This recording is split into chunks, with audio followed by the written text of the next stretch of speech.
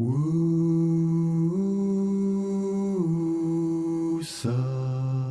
wake up South Africa. WuSA,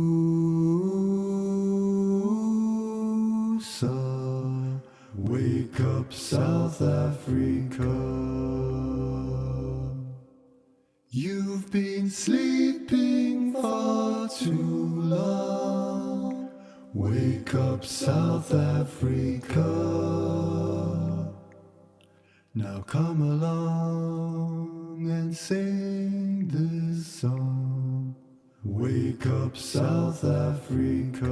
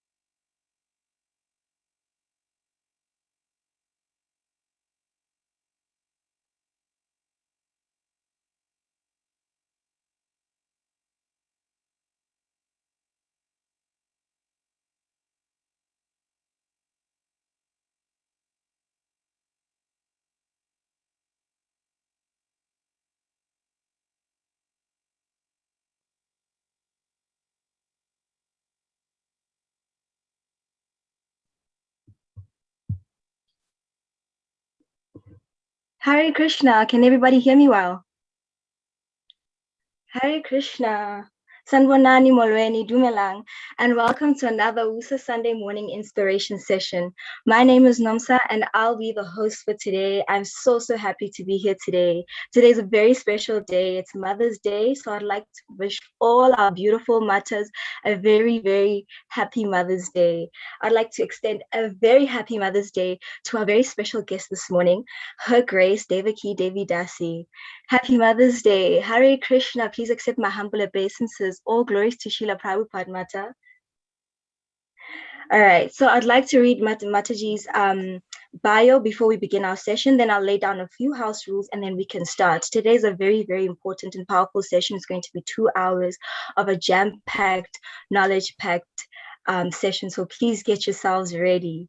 So Mataji's bio reads, Her Grace Devaki Devi Dasi, as a disciple of His Holiness Naranjana Maharaj, who joined the Brahmacharini Ashram in Australia in 1985 as a Grihastra. She preached in former Soviet Union in 1999, serves as a renounced traveling preacher, regularly visiting India, Bangladesh, Europe, and the US. She serves on the GBC Committee for Devotee Care and currently promotes such care as a priority within the ISKCON family. Her multifaceted understanding of Vaishnava culture inspired her to establish the Institute for Spiritual Culture in 2014. Offering insightful education in Vaishnava life, she has published 3 books and conducts holy name retreats around the world. So, for our house rules, just a few house rules, nothing too scary. Kindly switch and keep your cameras on so that we can have a welcoming and personable session. All mics will be muted and will remain muted until the question and comments time towards the end of each session. Please raise your hand to be unmuted and feel free to type your question in the comments on Facebook and the Zoom chat panel, and the admin will go as we go along. You'll be attended to thereafter. Thank you so much for joining us this morning. I'd like to hand it over to you, Her Grace Devaki Devi Dasi. Hare Krishna. Thank you very much for arranging this seminar and for allowing me to be part of it. Om Agyantimandasya Gyananjala Shalakaya Chakshun Militam Jana Tasmai Shri Gave Namaha Shri Chaitanya Manubhistam Sthapitam Yena Bhutale Swayam Rupakaramayam Dadati Swavadantikam Namo Vishnu Pada Krishna Pista Bhutale Shrimate Bhaktivedanta Swamini Namane Namaste Saraswati Deve Govani Pachoyine Nivishesha Shunyavari Pasatari Satarini Vanchakapa Jivasha Kripa Sinivevacha Paditanam Pavanebhyo Vaishnavebhyo Namo Namaha Jai Shri Krishna Chaitanya Prabhu Nityananda Shri Advaita Gadada Srivasadi Go Bhaktavinda Hare Krishna, Krishna Krishna, Hare Hare, Hare Ramo, Ramo Ramo, Hare Hare. Yes, so if I understand correctly, we actually have 2 sessions today, not only one. Yes, that's correct. We have 2 amazing sessions, one now and one in the evening. Well, whether it will be so amazing or not, let us see. So we have now 2 sessions and in the afternoon 2 sessions. And the topic we have is devotee care based on sheltering relationships, right? So I actually have a 15-hour seminar on this topic. So I'm facing now the challenge of reducing 15 hours to 4 hours. And also, just to begin with, I do have a book about this, which is even more complete than the 15-hour seminar. Of course, it is also not complete, but it is more, it is brings in so many more points which I cannot even address in 15 hours, what to speak of 4 hours, So I do want to recommend you that, we can only give a little insight into this whole topic. So if you're interested to get this book, it is available on Amazon in a soft copy. But if you're one of these people who rather have a book in your hand and not there on the, on the computer or the Kindle or whatever, I can send them. I send them all over the planet, Australia and America and Canada. And so if you want to get a book, all you have to do is, approach me, or you can do a collective order there for the South African devotees, and I can send them. So now let us have a little overview of what we will discuss today. So this morning session, I want to basically try my very, very best to convince you all that without sheltering relationships, we actually cannot make progress. So that is the topic for the morning session. And then in the afternoon, I want to get more into the topic, what qualifications we have to have in order to give shelter to others. Yes, so that's basically, what I thought would be an effective way to use this time. And as I'm saying again, we will not be able to, go in too many facets and details and so on, simply because we're limited by time. And, some weeks ago, I can't remember exactly when it was, but some weeks ago, we had already one tiny little 1-hour session on this topic, right? So, but now, since also maybe our audience is a different one, I have to, because this is too long ago, people already cannot remember anymore. So I will have to repeat pretty much what we were discussing there, just to create a foundation, you know, for everything further, you know. So let me begin by understanding a little bit, or by describing a little bit, the whole topic of devotee care. You know, this is an interesting thing that most of us, we do have a rather shallow understanding what actually devotee care means. We often think devotee care is when somebody is sick and we bring them prasadam to the hospital, or I'm doing devotee care. But no, devotee care is something much deeper. It actually has to be based on sheltering relationships, that a more experienced devotee gives guidance and shelter, and the less experienced devotee learns from him. These sheltering relationships is a very, very important part of spiritual practice, and also of our Vaishnav culture. So, and I have been part, not so much recently, but for 5-6 years, I was in this GBC strategic planning in the devotee care committee there. And very interestingly, how did this devotee care committee come about? It was initially a preaching committee. And in this preaching committee, there was two sides, two moods. One mood was, yes, we need new devotees. Let's get new devotees to come to ISKCON. And then the other mood was, hang on, where are the old devotees?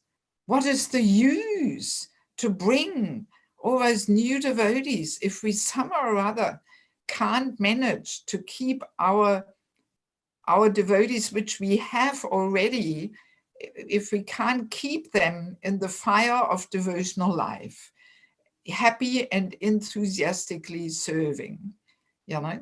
So what is the use?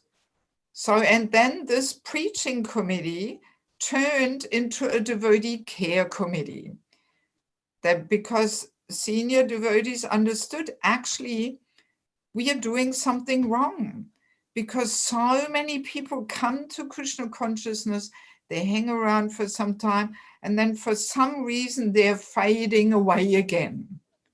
You know, this is going on all over the world. Sometimes I'm making this somewhat, joking comment, but it's not a joke, it's actually a fact, that I'm sometimes saying, you know, if after 10, 15, 20 years, you go to a temple where you haven't been for so long, the only personalities who you have seen before are the deities. You know, but all the other devotees, you wonder, where is everybody from 20 years ago? Where are they? You know, this is going on all over the world, you know. And I once had very clearly this realization when I went back to one temple after 18 years or something, where I hadn't been for 18 years.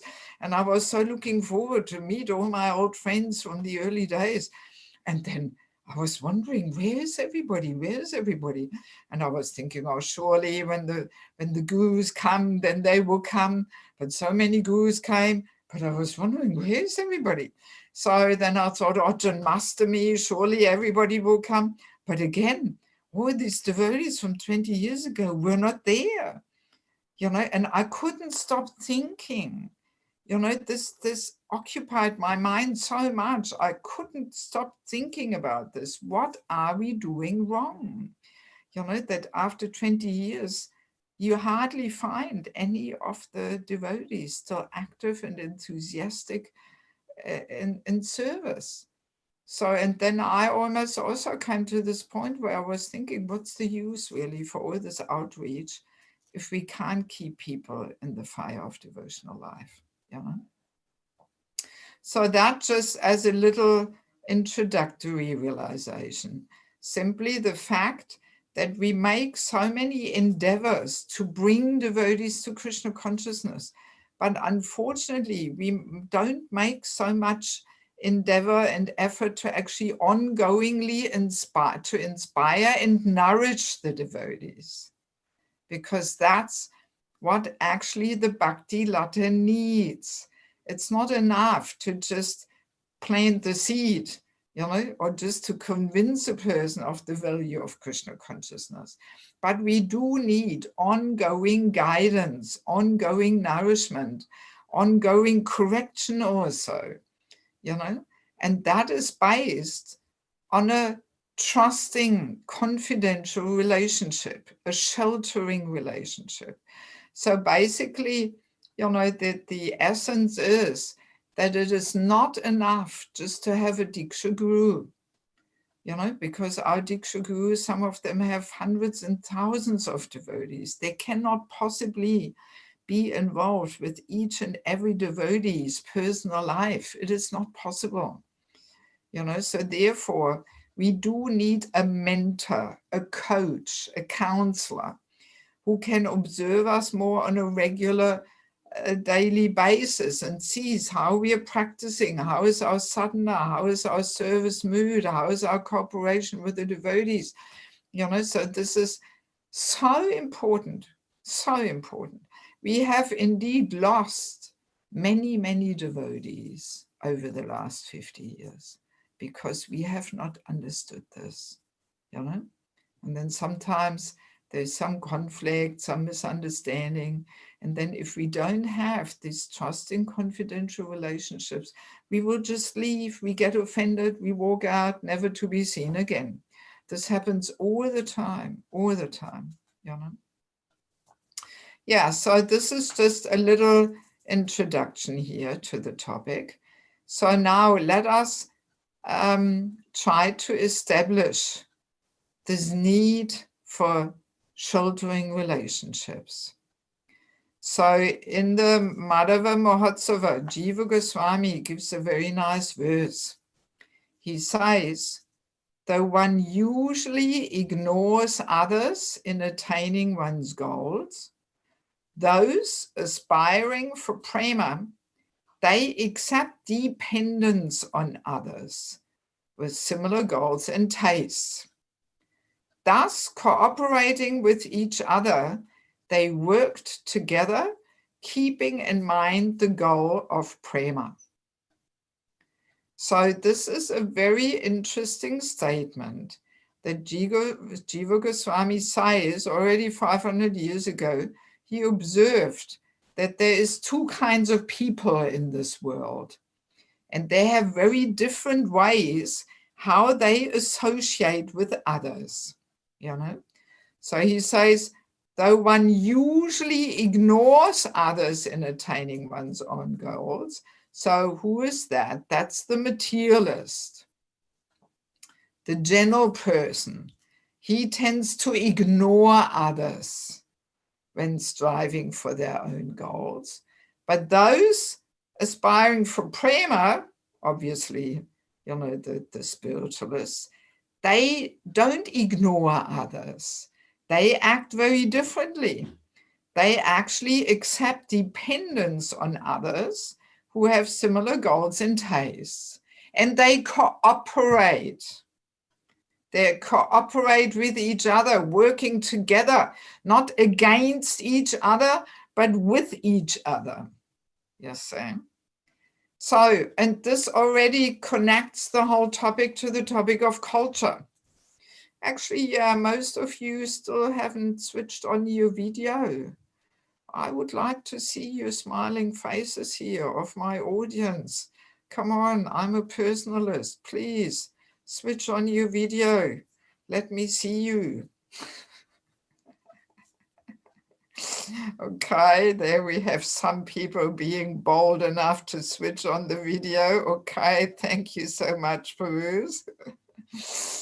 Yes. Yeah, so this connects us with the topic of culture, which, as you may know or maybe don't know, this is one of my missions, which I feel such great urgency for, you know, because culture actually comes about by living a certain philosophy and worldview. You know, by living it, we get the culture. So, and we are not quite there yet. We like to learn our philosophy and repeat it and learn it all by heart, but we are not quite there yet in actually applying it in our own life. But, you know, I think Prabhupada expects this from us, that we also live it. And then we actually get the culture, you know. So in other words, let us understand materialistic culture, spiritual culture, they're like day and night. They're based on very, very different worldviews. You know, material life is all about sense gratification being the goal in life. Spiritual life, we reduce sense gratification. I mean, it can't be more opposite than that, you know. So naturally, people in these two cultures have very different ways of dealing with each other. So let us have a look at the materialistic culture, a culture where sense gratification is the goal in life. So how do people act with each other? Jiva Goswami tells us already, they usually ignore others in attaining one's goals. But they don't only ignore others, they do much more than that. They push each other out of the way. They step on each other's heads to get up there, right? That's what, you know, what's going on in the material world. There's competition there. There's envy there.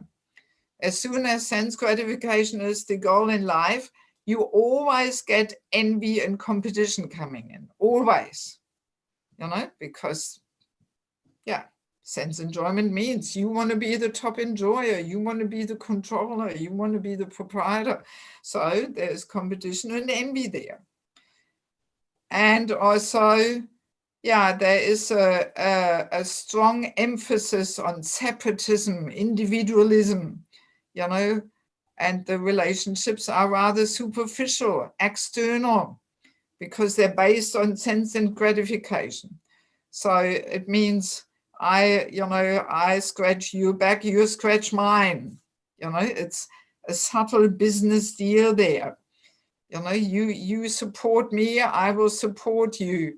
As long as you satisfy my senses and my agendas, you're my friend. But if somebody else comes along who can satisfy my senses better, then you are out of it and the next person is my friend.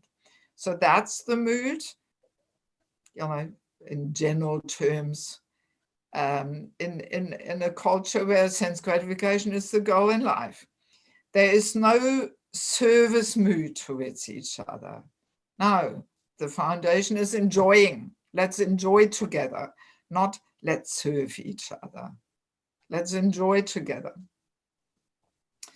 And that makes the relationships rather selfish and actually impersonal, you know.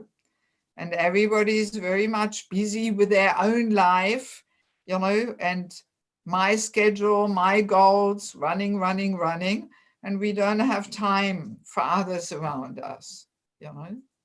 Yeah, that's basically in a nutshell, you know, the mood in materialistic culture, how people deal with each other, you know.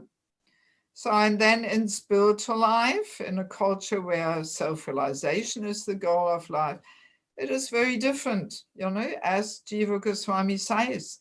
There are people, they don't ignore each other and they don't work against each other, but they cooperate. And there, the main feature is that we like to accept dependence on others who have a similar mood and taste. And there's an internal dependence. This is internally, mind you, not externally when we talk about dependence. We're not talking about financial dependence or something, but it is an internal mood, you know. Yeah, so, and in such a culture, in spiritual life, yeah, there is this internal dependence there. There is respect there in the service mood, you know, as in our Vaishnav life, we understand, we see each other always we see ourselves as servants of the others, no matter whether we are, you know, in a higher position or on an equal level, or whether we are junior, we are always serving, you know. That's the mood, and there's respect there and humility there, you know. And there, in such a culture, it is very natural that the seniors uplift the juniors, that they reach out in affection, that they have some genuine concern. How are the young devotees doing? Maybe I can uplift them, I can serve them, I show some interest in their life. You know, it's a very natural thing. And it's exactly as natural for the young devotees to serve the seniors and to inquire from them, you know, to learn from them. The understanding is there. They have so much more life experience than I have. So obviously I can learn something from them, you know. That is the very natural, loving exchange in Vaishnava life, that the seniors reach out to the juniors and the juniors, you know, approach the seniors by serving them and by inquiring. Tadvidi panipatina pariprashnena sevaya. There we have it. It's not only towards Guru that we have pariprashnena sevaya, you know, that we pariprashna is inquiring, sevaya is serving. So we should, you know, approach Guru or any senior person in this mood that we offer service and we inquire from them. And that is how Vaishnavas are associating with each other, you see. So now we have to probably admit that, you know, we are all living in a pretty materialistic surroundings, whether this is South Africa or Germany or Australia or even India. You know, life is becoming more and more materialistic. People, you know, more and more strive for sense gratification, for their goals in life, their career, and you know, they push each other down and out of the way, and they ignore each other. They have no time. Don't bother me with my questions, you know. A materialist finds it a botheration if people ask them and they want to talk to them, you know. Don't disturb me, I got no time, you know. But a Vaishnava is very happy if somebody comes and inquires. It's you know, his greatest joy that somebody actually wants to learn something and reveals his heart. And he will always make time, you know, to actually give attention to a younger devotee who wants to get some guidance, you know. So the whole mood is just so different in these two cultures, and we have to admit we are just heavily conditioned by this materialistic lifestyle, and that's why we easily bring this into our spiritual life, you know, and we carry the same attitude into our Vaishnava communities and our relationships, that we ignore others, we step on their heads, we push them out of the way, we see them as competitors and so on, you know.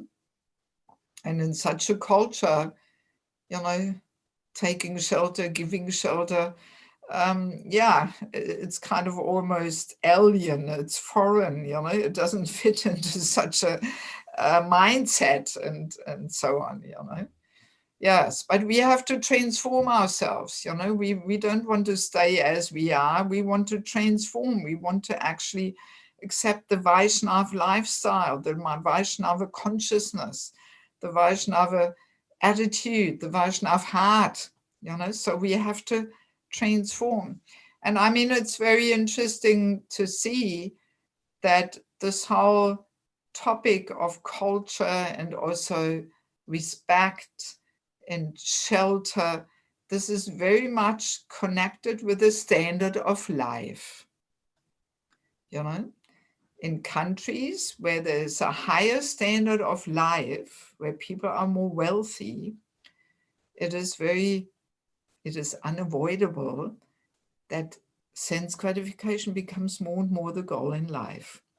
You know, the more money people have in their pockets, the more they make plans. How can I enjoy? How can I increase my money? What can I do with it? And you know. But whereas in countries where life is more simple and people are more poor, and usually I do spend a lot of time in those countries. You know, now for the last year, I've mainly been here in Germany, got stuck here in the Corona crisis. But usually I don't even spend much time in the Western world, actually. I spend a lot of time in Eastern Europe, Ukraine, Moldova, sometimes Russia. Their life is more simple. You know, Ukraine, people are very poor. Or I spend more time in Bangladesh also, you know, they're also life very simple.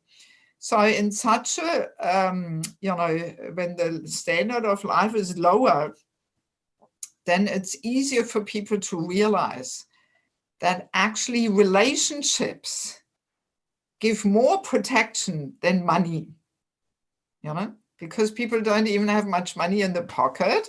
So therefore they cannot make so many elaborate plans for enjoying their money. So therefore, spiritual culture is much more preserved in those countries, even Ukraine. You know, it's much more traditional because materialism simply has not set in as much as in Germany, you know. And you can directly observe that in such countries like Ukraine, people have much deeper and affectionate relationships, much more personal, you know, because there people understand if we stick together and help each other, we get further in life, you know. But this wealth, if there's no God consciousness there, then wealth makes life more impersonal and selfish and simply egocentric. And people only look what's good for them. And life becomes very impersonal, you know. So it is really connected also with the standard of life, you know. So that's also interesting to observe. So yes, let me go on. I mean, I will still continue to present a few more points. And then, of course, also I will leave some time for questions and so on, you know. Usually I like to ask for questions, let's say, after, you know, 50 minutes or something, you know, and then continue. So in the first block of this morning, I would like to make a question session after an hour or something, and then one more question and answer session at the end of the morning block. And then in the afternoon again, we have 2 hours. And then again, after 1 hour, we will see, you know, what questions are there. And then at the end, we can again ask for questions. So this is my plan. And yes, I hope we will be able to follow that timeline, you know. Yeah, so let us, I'd like to read one little quote from the Garuda Purana, where it says, "One cannot be liberated without the association of a pure devotee of the Lord." So that's pretty clear. We heard that many times. But then it also says, "And unless one shows mercy to those in an inferior position, one's life will be superficial." So that is something we don't hear so much, you know, meaning that unless we come in our devotional practice, we come to a point where we actually have genuine concern for others around us. And we actually, you know, we want to show mercy and compassion, and we uplift them, and we are willing to sacrifice our time and energy to uplift others. Our life is superficial. Yes. So it means, why is it superficial? Because we are selfish. We only think about ourselves. We don't care about others around us, you know? And it basically means kanishta, you know? A kanishta is simply worried about himself. my spiritual life, my service, you know, doesn't give a damn about anybody else. It's just me and Krishna and Guru, and that's it. You know, that's Kanishta. You know, but sooner or later, it should be the most natural progression of devotional life, that sooner or later we really want to pass on to others what we received. You know, we have such gratitude for what Krishna consciousness gave to us, that we do want to give this somehow to others, and we do want to guide and uplift and support other devotees around us. You know, that should be the most natural progression of our spiritual practice. You know, if we don't come to this point, then something is missing. You know, then something is missing in our development. You know. So now, interestingly, you know, it says here, our life will be superficial, but not only our life, but also our relationships are superficial. And this is really an interesting point. You know, as we said, in material life, the basis of our relationships is sense gratification. Let's enjoy each other. Let's enjoy together. You know, let's go to the movies together. Let's go to the beach together. Let's have a good time together. That's the foundation of material life. So now, when we come to Krishna consciousness, we understand, no, we don't want sense gratification as foundation to our spiritual life. We know that. So we take away this foundation of sense gratification. But unless we replace this foundation of sense gratification with this exchange of giving shelter and accepting shelter, there will be a vacuum. It will be hollow, empty. And that's exactly what I am observing so often in our communities, you know, that this foundation of sense gratification is taken away, but it has not been replaced with this foundation of giving shelter and accepting shelter.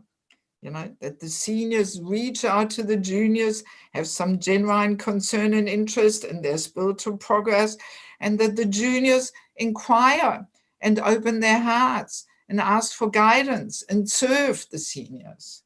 You know, that's what makes a relationship deep and meaningful, if that exchange is there.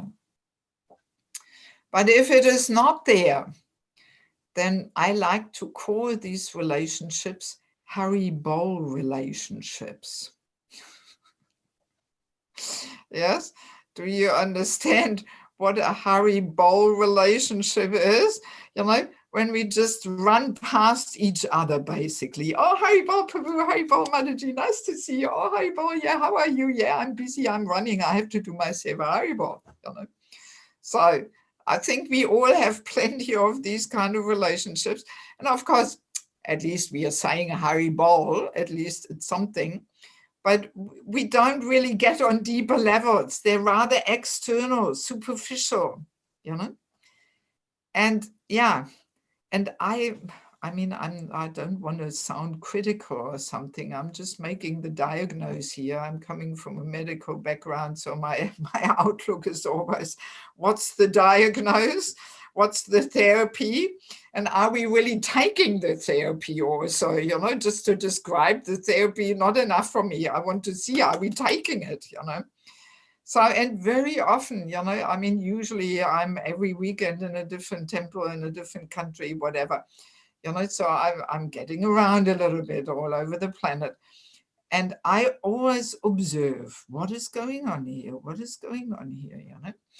And I have been to projects, to temples. When you get there, you think, wow, amazing, so beautiful, such fantastic, you know, facilities. You know, here in Europe, we have castles and so many amazing places, you know. And you think, wow, amazing. So, but then when you stay a little longer, you wonder what's going on here. And somehow the atmosphere is almost a little weird, you know, everybody's just running. People come out of their rooms, do their seva, back in their rooms, close the door, you know, and it's almost a little strange, you know, and I'm thinking, God, why, what is missing here? And then I started realizing, yes, this is what it's missing. No giving shelter, no accepting shelter. Everybody just running, doing their thing, hiding in their rooms, keeping to themselves. Nobody's even bothered to ask other, or how are you doing? You know, you don't look so happy today. And, you know, yeah, that sheltering relationships, you know, they're not there, these sheltering relationships. This loving exchange of, you know, sharing our life experience with those who are less experienced, and, you know, asking for guidance and wanting to learn from those who have more experience. This is a very important exchange, and this is exactly what makes the relationships deep and meaningful, you know. And I mean, sometimes those who know me, I am sometimes a little outspoken and like to make a, you know, some little provocative statements to make everybody think a little bit. So sometimes I'm saying, actually, the non-devotees sometimes treat each other more nicely than the devotees. Unfortunately, it's like that. And why? Well, because the non-devotees know, if I want to enjoy with this person, I have to be nice with him or her. Otherwise, I can't enjoy with them, you know? So the motivation of enjoyment, of sense gratification, that motivates people to be nice to each other, you know? But we have taken this foundation to the relationships away. You know, we don't have this goal in mind. We want to enjoy with each other. So, and therefore we sometimes feel, oh, no need to be nice to people, you know, because I don't want to enjoy with them anyway, you know. Yeah, that's the problem. So we have not managed, you know, to replace this foundation of sense gratification with the foundation of sheltering relationships. You know, that gives us the answer. And it is actually a very crucial element of community development. If we want to develop communities, there are two tools which are highly important. First tool is the deities have to be in the center of the community. That's Vaikuntha atmosphere. Everybody wants to serve the deities. You know, the deities' pleasure is the center.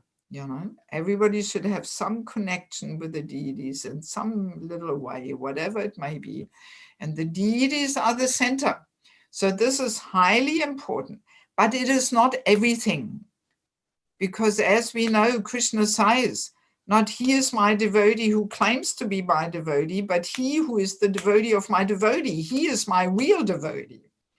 You know, and the devotees are so dear to Krishna, you know, that if we don't care for each other and we uplift and we inspire and we support each other according to our propensities and abilities, Krishna will not be happy.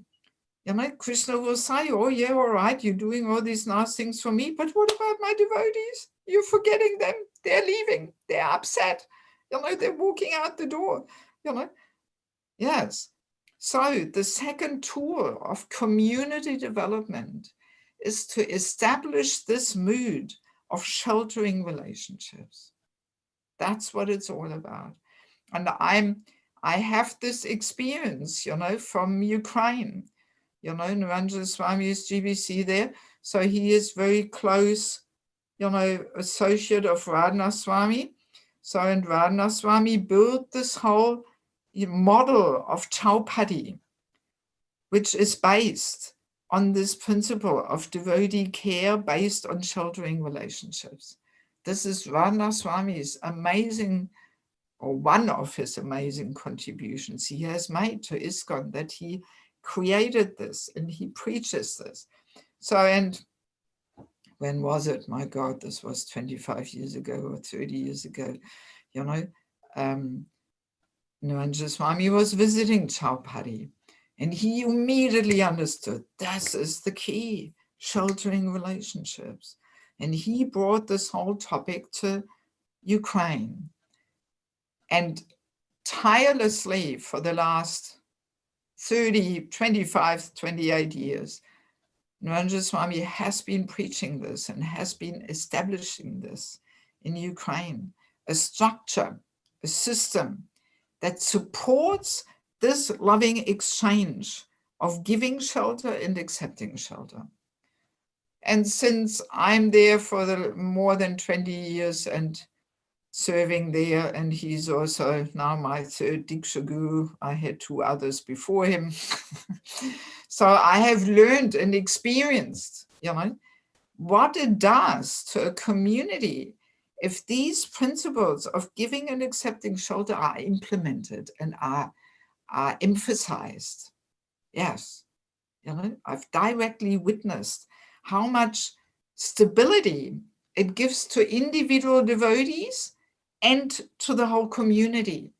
If this, you know, loving exchange of giving and accepting shelter is supported and facilitated, that's the topic that we are so conditioned by this materialistic mood that we need some little help, we need some little facilitation to actually cultivate these sheltering relationships, you know. It doesn't happen automatically. It needs to be a little facilitated, you know. Yes, and I mean, coming back to the point which I made, that sometimes the karmis are more nicer with each other than the devotees. There is a little similar story that Radha Swami tells. So that's what gives me the encouragement to also share this story. So I can't remember where it was, somewhere in some community. You know, there was one visitor who has been coming for many years to the temple. He always comes to the Sunday program and he, you know, he chants a bit, but he keeps a good distance, you know. So then one day, Radha Swami was asking him, so why don't you join, you know, why don't you join ISKCON? Why don't you, you know, involve yourself more? So the answer he gave, that man, that guest, was striking. He said, well, I have observed how you treat your guests and how you treat your own people. And I decided I rather remain a guest. Wow. That was his answer. Yes, yes. That's what he said. I rather remain a guest, you know. And there is people out there in the material world who have, you know, taken our ISKCON society under the microscope and who have looked there what's going on in this Hare Krishna movement. And they have made these comments. They have made these statements. You guys have the best philosophy, the best food, but how you treat your people is not so nice. Yes, yes, yes. So, and I'm not saying this to criticize, you know, I'm just making the diagnosis here. So where do we have to work on, you know, what's missing, you know? Yeah, so that just supports this very point, you know, that we have to, you know, karmis are more caring often because they want to enjoy. I mean, even in Germany, you know, that many of the shops before the Corona crisis, they had the sticker on the door there saying, here the customer is the king, you know. Der Kunde ist der König in German, you know, the customer is the king. So why is the customer the king? Why are they so friendly? Oh, good morning, you know, nice to see you. How can I serve you? You know, it's, of course, it's not selfless love here, you know, of course. The shopkeeper wants to get the money out of the customer. He's materially motivated. And that's what motivates him to be friendly and nice to the customers, because he knows if I'm not nice to the people, they will not come back. And then I will not have any sales here, you know. So, and that's why they're very nice and friendly and polite and also personal and this and that, you know. Yes, but often we devotees, because we are not materially motivated, you know, we are often not so nice with each other, you know. Yes. And that's where we have to work on, you know, if we want to make Lord Chaitanya Sankirtan movement here powerful and successful and convincing. You know, we have to be more personal and caring with each other. And just to make this one point one more time, some years ago, I was in America, won't mention any temple names or anything. So, and then one senior devotee, I gave the seminar there. And then one Mataji afterwards, she came up to me privately and shared her life story, that she joined, you know, 35 years before or something. And for many years, she did every week, she did some service in the temple there, whatever it was, I can't remember, you know, and then something happened in her life. I even can't remember the details of that, whether it was a health thing or I think there was some little conflict, some misunderstanding, and she stopped coming. And she told me not a single person rang her. Nobody rang her and asked, oh, what happened? We haven't seen you for so long. How are you? Can I do anything for you? Do you need anything? Not a single person rang her. Nobody. You know, these things are going on. And this is very sad. This is very, very sad. You know. And then she was about, you know, 10, 12, 14 years away from Krishna consciousness.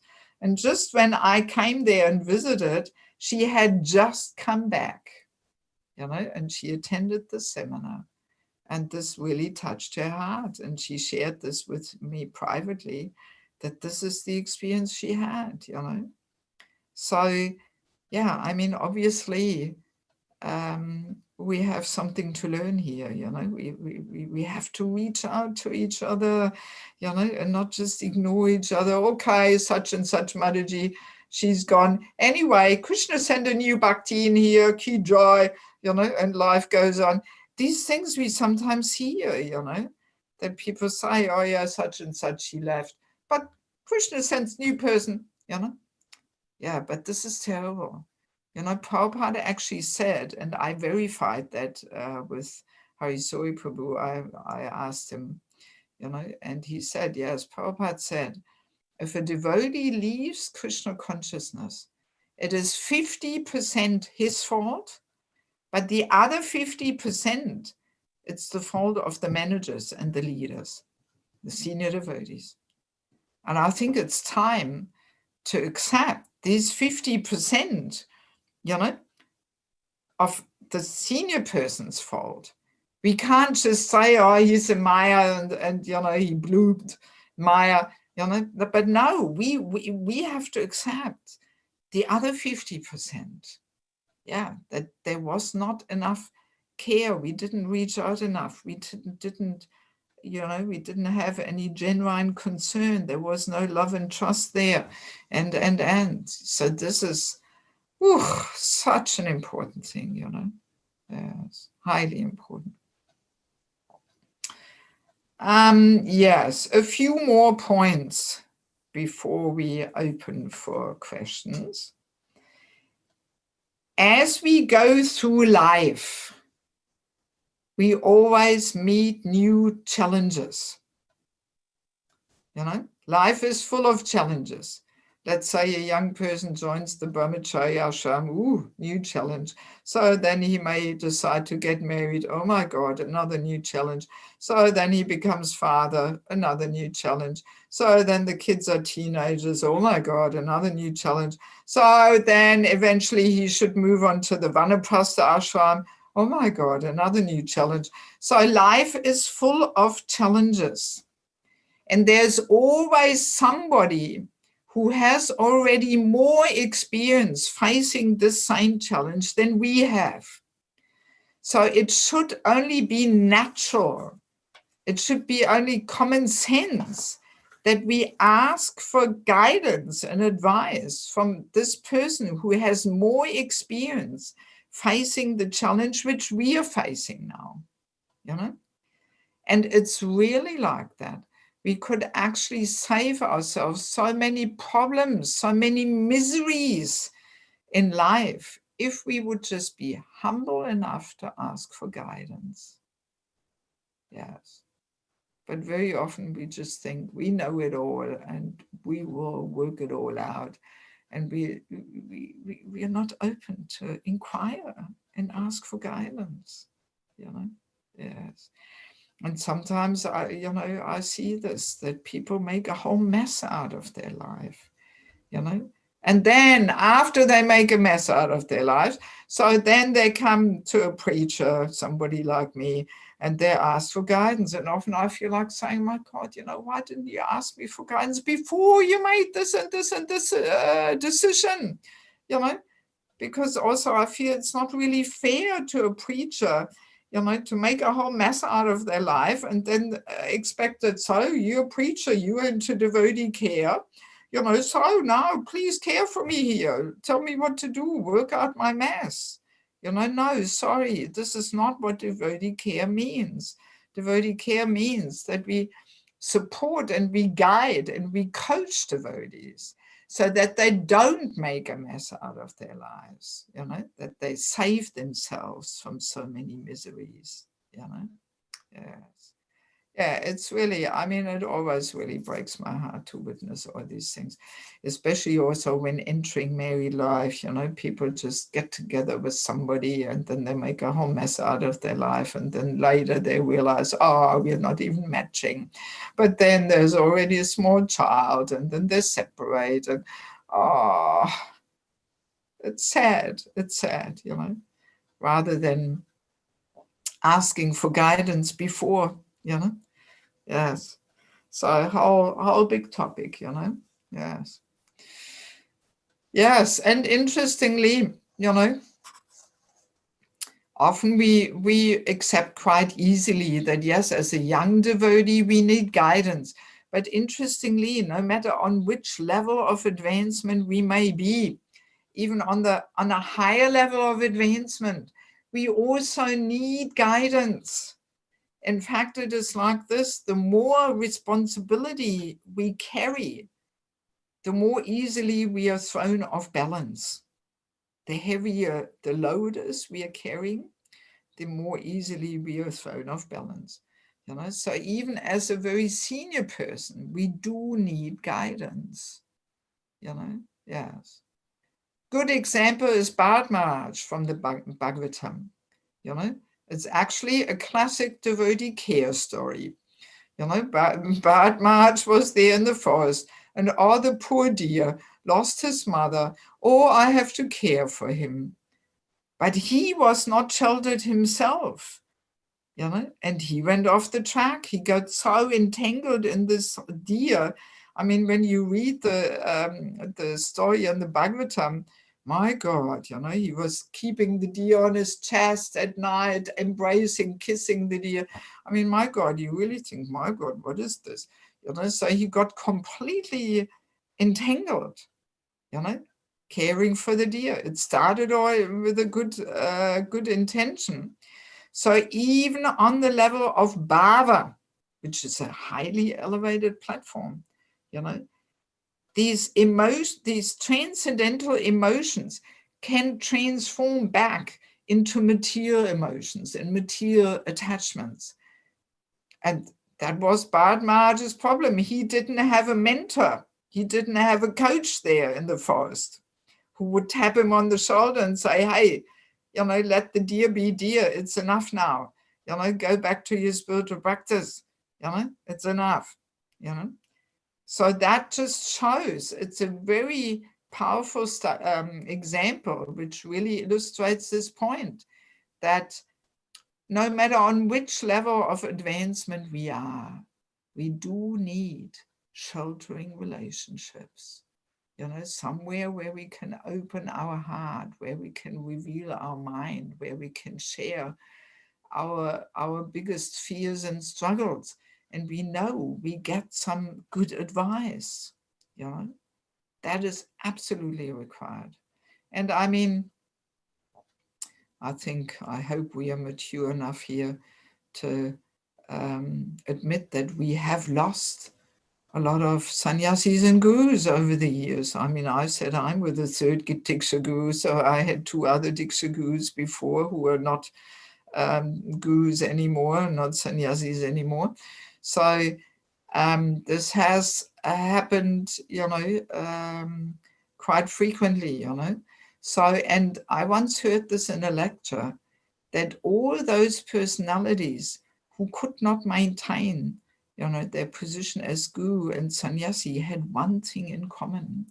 They did not have trusting, sheltering relationships with their peers, with their god brothers who were a little stronger than them, you know. Just being a god brother doesn't mean we are on the same level of advancement. There's always some god brothers or god sisters who have more spiritual realization, who are more empowered. You know, there's always somebody who you know has qualities which we don't have. So yes, and those personalities who had to give up their positions as gurus and sannyasis and couldn't maintain them, they had all these this thing in common, that they did not have such personalities where they could actually take guidance and reveal their heart, and got some found some shelter there, you know. So very, very important thing. And then also let us understand, it is a very important part of Brahminical culture. That's what the Brahmanas are meant to do. They are meant to be the aloof Brahminical advisors. You know, the Brahmanas were guiding the Kshatriyas how to rule the country, you know, because the Brahmanas, they don't have any attachment to power and position and title and all that. They're detached, they're aloof, and they simply see what needs to be adjusted so everybody can nicely progress, you know. So not only the Kshatriyas, the kings need such a Brahminical advisor, but we all do. Because the point is, as long as we have material desires and attachments, our vision of ourselves is distorted. We cannot actually objectively assess ourselves. We cannot see. Yes. And that's why we absolutely need such a person in our life who has no other interest except our spiritual development, our growth, you know, where we have this trust that this person is really genuinely interested in my spiritual development. This is a must. We need such a person. And this is actually what it means to get the blessings of a Vaishnava, to get the mercy of a Vaishnava, that we somehow or other catch that person's interest in our spiritual development. Yes. Then we, you know, our spiritual life is more protected. If there's somebody in our life where we know that person has no other interest, even no managerial interest. Ooh, that's a big one. We can say the essence of devotee care is actually that we are not only project focused, but we become more people focused. Yes. Big topic. I mean, in these 4 hours, I cannot go into the details, but if you somehow or other get this book, then you will get so much more than what I can bring here, you know? Yes. So, and I mean, And saying this doesn't mean that I am criticizing the managers or something. Of course, a manager, he's doing his job. He's got the managerial glasses on. He sees people in terms of management, who can do what, But this has to be balanced with another, confidential, trusting relationship of a senior person who has no managerial interest. Because very easily we can get into situations where the managerial interest clashes with the individual person's interest. Yes. You get my point? Yes. As an example, you have a brahmachari who is the Sankirtan leader, and he's coordinating the whole Sankirtan in the temple. But then he comes to a point where he actually would really do well with a time out, 3 months, Mayapur, doing Bhakti Shastri or something, So that actually would really be what he needs now. So, but then the temple president says, hang on, he's my Sankirtan leader. If he goes 3 months to India and he calculates, oh my God, I'm losing so much income, and all the other devotees, they are not inspired and coordinated here in the Sankirtan, and sorry, no, he can't go, So that is, for example, a situation where the personal interest of a devotee may clash with the interest of the project. Or another devotee, let's say, another example, let's say your head pujari is a Mataji. She's doing very wonderful service, but then one day she actually wants to marry somebody in another community, in another country, So, and then the temple president says, oh, forget it. If she leaves now and goes where her husband is, who will take care of my deity worship department? No, forget it. Maybe we can find a husband for her here in our community, so she doesn't have to leave, These things are going on, Yeah. So these are just little examples to illustrate that this easily can happen, that we view people only from managerial point of view, with the managerial glasses, and we don't have somebody who doesn't wear the managerial glasses, who cares for the individual devotees' personal interest, what they need now to really move forward in their life, So yes, and that's actually the function of the brahmanas, that the brahmanas are guiding the managers or kings or, the managers, how to arrange things and rule, so that it is for everybody's ultimate benefit of going home back together, Yeah, so very interesting thing. And another powerful quote I want to read before we open up for questions. This nice statement from Bhaktisiddhanta Saraswati Thakur from the book Amritavani. Very powerful quotes are there in this book Amritavani. It's like almost like a Vaishnava Bible type thing, with all sutras and powerful statements from Bhaktisiddhanta. So in that book he says, one who gives personal instruction to each and everyone does more for others than the platform speakers do. So platform speakers are people who give lectures, who sit on a platform, on an asana or a stage or something, and give lectures. So one who gives personal instruction to each and everyone does more for others than the lecturer. Generally, whatever lecturers say cannot solve the problem of everyone in the audience, nor can it always benefit every individual. And now comes the most interesting sentence. A person's defects are better rectified in a private tutorial class or private coaching than in hearing lectures in a college or school. Therefore, those who instruct particular persons separately can award them something more permanent. Wow.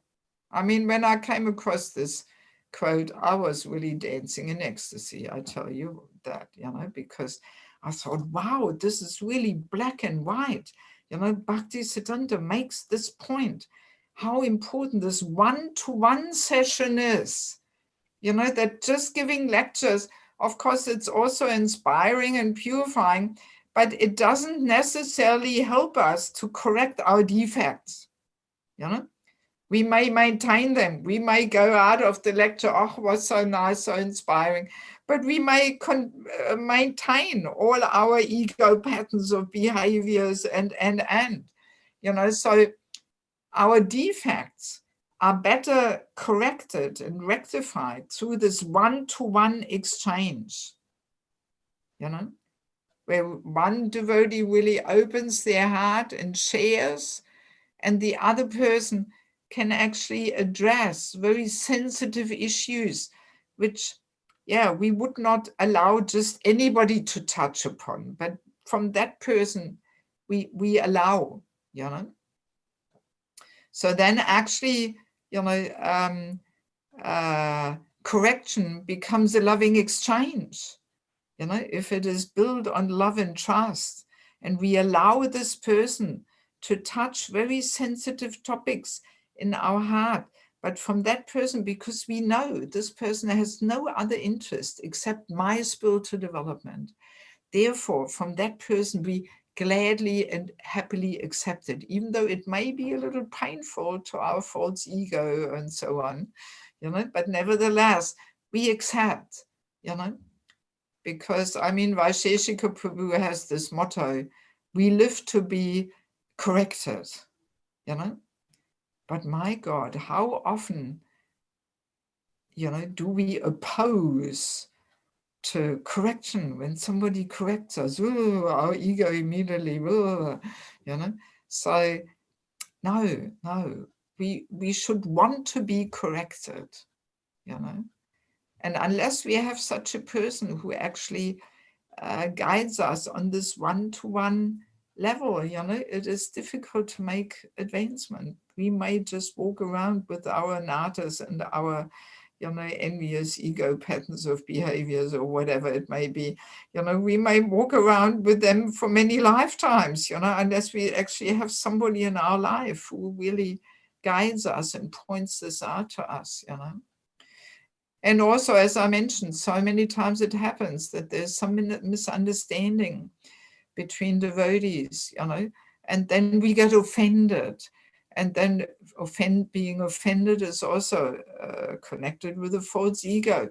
And then the ego blocks our ears, blocks our vision. We cannot see, we cannot understand what is the problem actually. And then very easily we take shelter of our false ego, not of a devotee, If we don't have some trusting, confidential relationship there in our life, then we just leave and we just think, oh, nobody understands me anyway, and. So, I do also have, just in case you don't know, I do have a book about the false ego too, the false ego, our constant companion and troublemaker. I highly recommend it. It has helped me a lot to detect how my ego gets into my way and so on, So on the false ego, very difficult to really work on our false ego if we don't have a mentor who can help us to see, when the ego gets into our way, because the ego is so subtle. Easily we can completely miss it, Even married life, we have such a high divorce rate.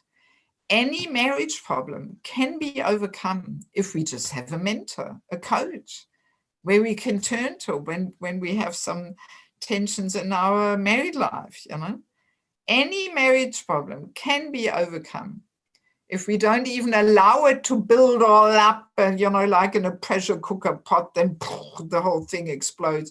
No, as soon as there's some funny noises coming there, something is not right, we should go to our mentor, we should reveal our mind, you know, and get some good guidance. Then, you know, ideally it should be a grihasta couple, and the wife takes shelter of her, the husband takes shelter of him.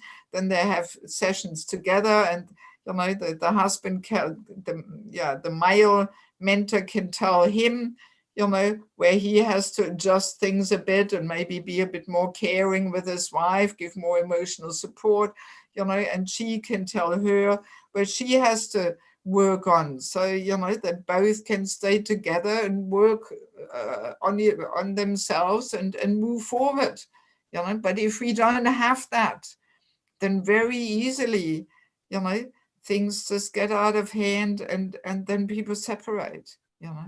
Yes, unfortunately. See, and in spiritual culture, this is most natural, that there are the seniors there, the elders in extended families or in a community, you know, where this guidance is given, most natural, you know. So let me see now what questions you have, but please stick to what we discussed.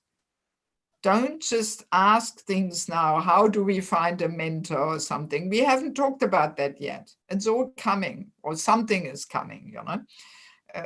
We have still an afternoon session. So please just keep your questions to the points we discussed. At this point, we just want to deeply convince ourselves that we do need such relationships in our life. We do need a mentor. And eventually we should also become a mentor to others if we don't want to forever lead a superficial life. You know, that's what the Guru Purana said. If we don't come to this point where we actually selflessly and compassionately reach out to others and try to uplift them, our life is superficial.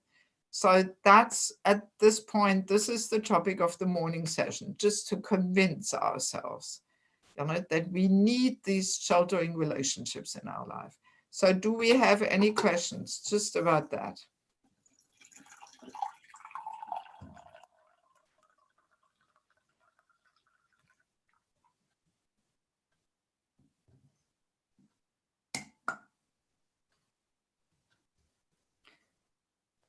So there's some hand up there, Mandla, whoever that is. Hare Krishna Mata, we do have a couple of questions, but before then, I'd like to welcome His Grace Saranam Haridas Prabhu, who is the head of Devotee care in South Africa. So we'd like to welcome you, Prabhu. Thank you for joining us here today. Wow, where is he? Let me see him. He's actually got a question for you, so maybe you can ask it directly, but we do have other questions. Okay. So maybe he can unmute himself and ask his question directly, and then we'll just continue with the rest of the questions. Okay. Hare Krishna Prabhu. Hare Krishna Mataji. Thank you so much for this beautiful, amazing, really inspiring, and I should say, it's motivating and purifying. Thank you for this class. I only wish that there could have been more, you know, other managers and leaders listening to what you're saying. So we're so in tune to what you're saying, and I fully agree with, you know, exactly what you're saying. It's, yeah. So the question I had is, you know, the disconnect that we have in our society between devotees and, you know, between managers alike. How do we break that disconnect, and how do we improve those relationships with all devotees, particularly with the leaders? How do we do that? Well, it is a bit of a top, you're jumping a bit ahead here, but I mean, as I said, you know, we have only 4 hours and my time is very limited. And actually, you may know or maybe not know, last year in May, I was actually scheduled to come to South Africa and give these seminars. And I had booked all my flights. So I have a whole pile of flight vouchers, you know, even domestic flights there with Mango Airlines and whatever they're all called, you know. So I hope one day I will be able to come actually and give the seminar there. This will be so much more effective, you know, because all these airlines, they didn't give me any refund. They only gave me a voucher. And as soon as the Corona thing eases up a little bit, I do want to come and give these seminars, you know. That will be more effective. But in a nutshell, you know, it all starts by bringing the attention to this topic, you know. And I remember distinctly when Ranjaswami was introducing this whole idea of devotee care being based on sheltering relationships, when he was introducing this in Ukraine, it was for many managers a bit of a challenge. They felt a little threatened, you know, because, and I mean, I was temple president's wife for 10 years. I know what it means to manage. It's a challenge. It's hard to get all the ends meet, to pay the bills, to get all the services covered. It's a real challenge, real challenge. And a manager needs control over people. This is also there. Otherwise, how can he get people to follow him and do what he would like them to do, you know? Very true. So in the beginning, some managers felt a little threatened hearing that there is now another group of people who also have control over devotees, you know? That is a little fearsome. And the main thing is that, you know, the mentors, they should not work against the managers, but they have to work together. They have to work and pull in the same direction. And this is unfortunately happening also a lot, that in the name of devotee care, in the name of mentorship, the mentors work against the managers. And that, of course, creates a disaster. You know, that only brings tension and conflict. So the essence is that the leaders, the managers and the mentors, they have to have very close, trusting, affectionate relationships, that they are on the same wavelength, that they want to cooperate in order to do something for the community. There has to be cooperation amongst the managers and the mentors, you know. And I mean, now we are really jumping ahead, but since you are in charge of the devotee care, I have to honor your question, and I do want to answer it now, even though it's really far ahead. But that's why when we think about starting a structure which supports devotee care and mentorship, we start by identifying the possible personalities who could be shelter givers and mentors. And that includes also the managers. And they first have to develop their relationships by having a weekly Sangha, just based on Shravanam Kirtanam. They have to build their relationships. You know, they should get together in a house program regularly, ideally every week. And it's a closed circle of people, all those people who could possibly serve as mentors. And that includes the managers also. They can also work as mentors. So the managers and those who are not managing but wanting to be part of this shelter giving and mentorship, they have to meet regularly. This may go for 6 months, 12 months. There is no talk even about them serving as mentors. First, the relationships have to be built. If this is not there, then very easily you can get a system of independent leaders and political parties, you know? But that we don't want. There has to be unity, you know? People have to work together and not against each other. Yeah, so the whole thing is highly purifying. It really churns the anatas on all levels, you know, because first the seniors have to learn to cooperate. They can't be antagonistic towards each other and have some ego battles there, you know.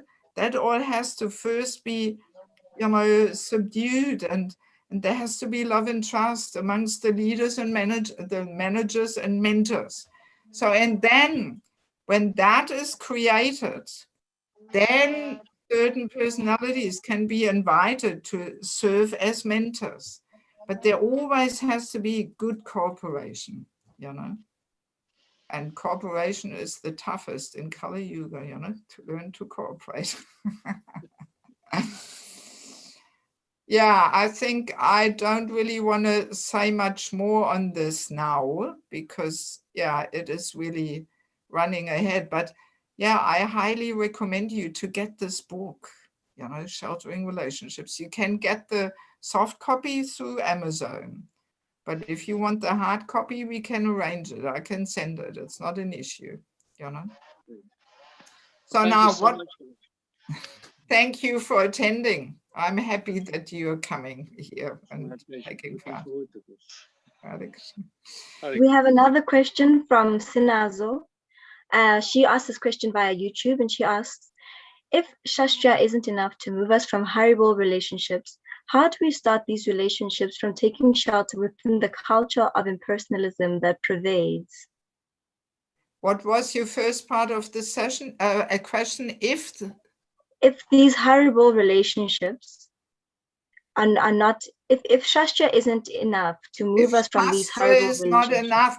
Well, we have Guru, Sadhu, and Shastra, you know, so of course Shastra is not enough. We have to learn to associate with devotees.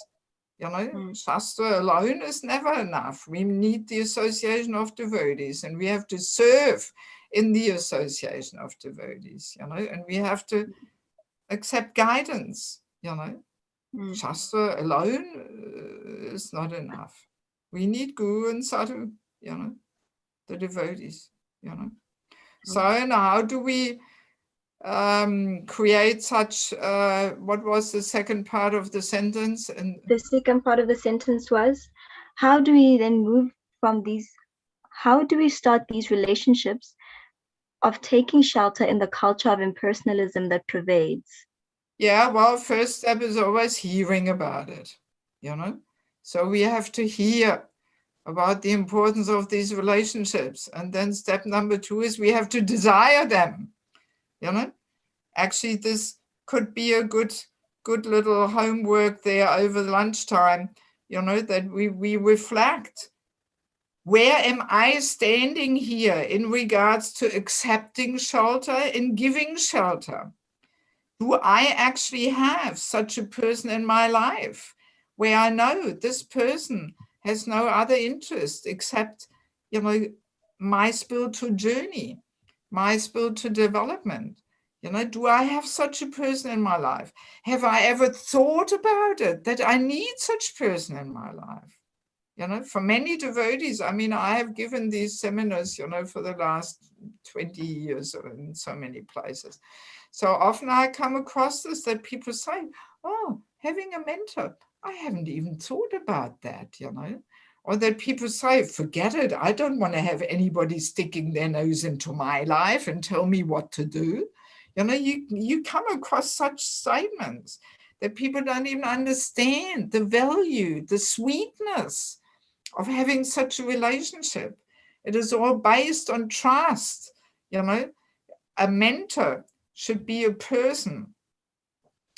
He should be a senior, confidential friend and a well-wisher, you know, who gives inspiration, who gives guidance, who is a role model, who's got qualities which we don't have yet and we are striving for, you know.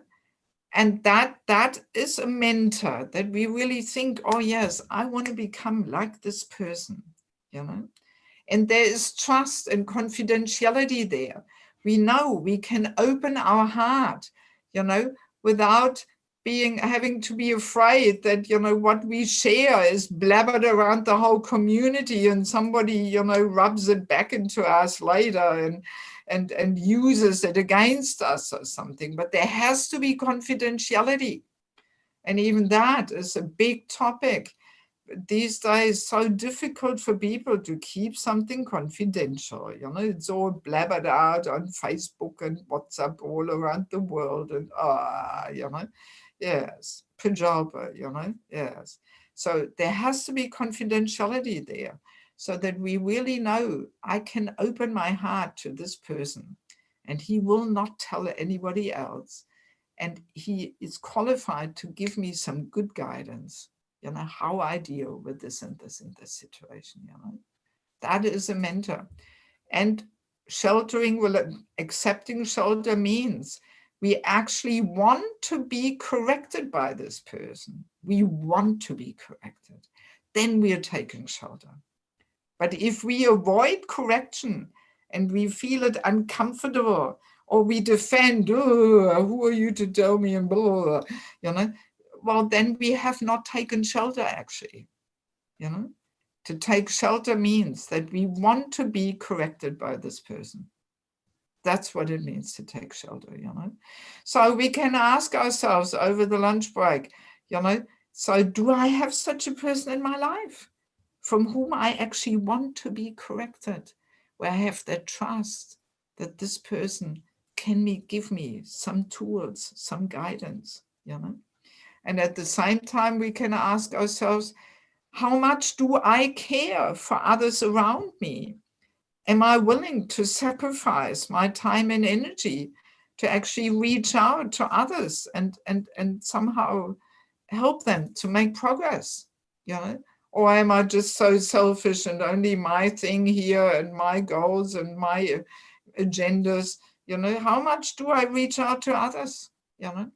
So there we can directly, you know, try and see within our own life how much this giving shelter to others and this accepting shelters from others, how much is this in my life? Have I ever thought about it at all, you know?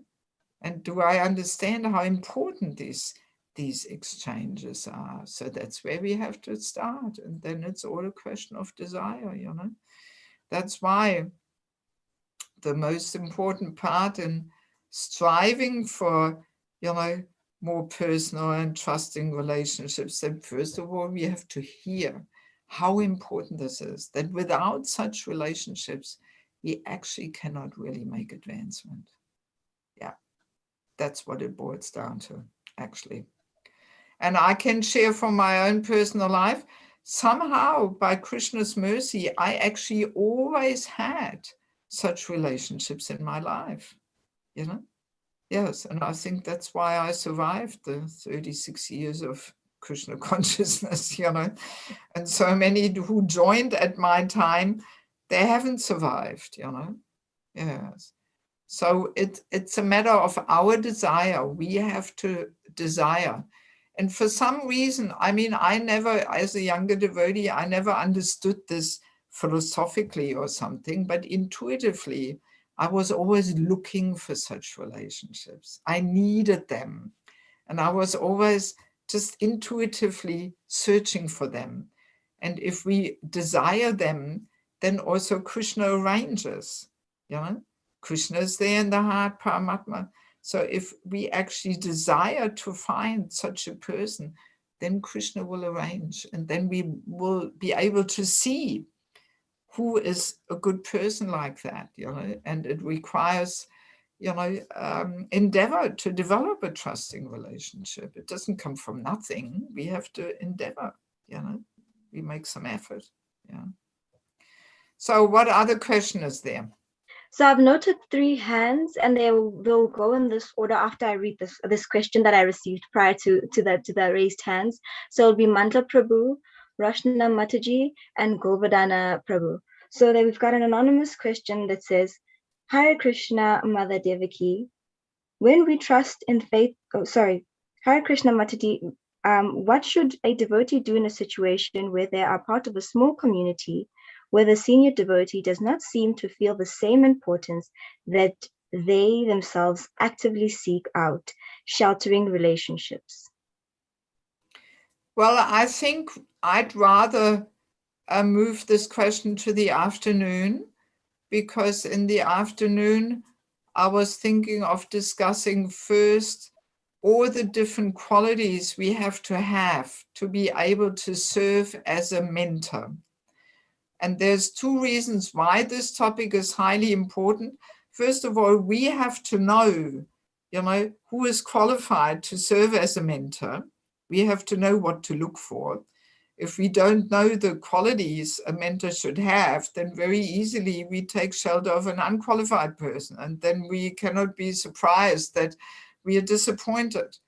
So if we look for gold, we have to know what gold looks like and what qualities gold has. Otherwise, we get the wrong thing, And then also this is important for us to understand what qualities we have to cultivate so that we eventually can also come up and serve as a mentor, Because as we said, this should also be there. We should have a mentor, but eventually we should become a mentor as well.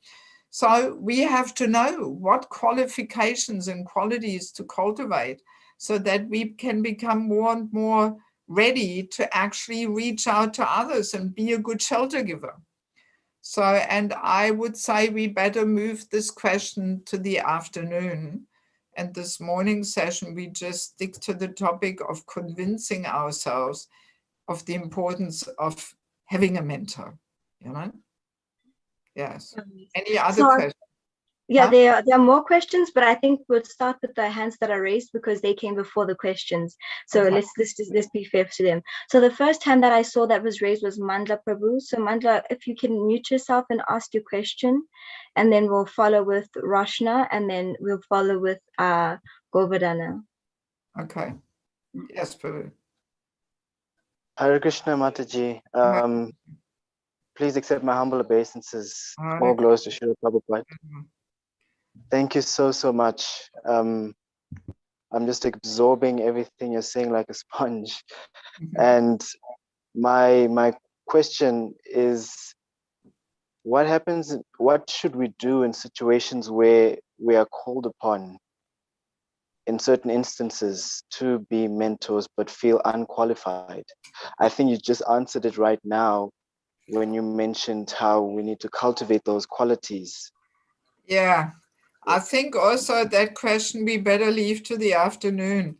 Let us first discuss the qualities and qualifications we have to have in order to serve as a mentor, And then after we discuss that, then we can have a look at a question, so all right, if we don't feel qualified, well, maybe we are not qualified. Let's first discuss the qualifications. Or even if we have the qualifications and we don't feel qualified, well, then that's a separate question. But let's leave it for the afternoon. We are not there yet. Is that all right? So you have to be back this afternoon. No, definitely. Thank you so much. What else? We have Roshana, please unmute yourself and ask your question, please. Hare Krishna. Can we see you too? Hare Krishna. Haribol Mataji, please accept my humble obeisances. Hare Krishna. All glories to Prabhupada, all glories to the first generation, second generation, and I don't know, many more generations to come in the 10,000 years of the golden age of Kali Yuga. Thank you for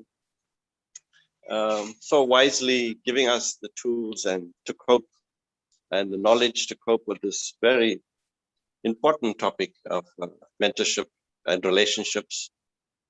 It's a very difficult thing. Many years ago, we had the first Rath Yatra in Phoenix that was done very nicely. Lovely preparation by the managers, by the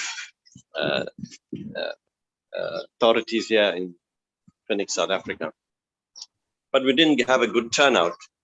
So one of the guest speakers were His Holiness Indadumna Swami, who was the festival Acharya in ISKCON. And the other was His Holiness Kadamba Karna Swami. So we got to, somehow we connected and clicked and we got together and we said, I said, Maharaj, there's no preaching. That's why we didn't get a good turnout. And he looked at me, he put his arm on my shoulder like Krishna and Balaram would do. And he smiled and told me, no, it's not preaching, it's relationships. We have a relationship, people who come. If we don't have a relationship, then we will have an empty hall. Yeah. And so I like your point about taking shelter of qualified mentors. And there are many qualified mentors, but don't have the Vaishnav skills, the the soft skills of working with the heart. Krishna consciousness is a relationship with the heart. It's not a relationship of bureaucracy and corporate relationship that we have in the material world. Mm.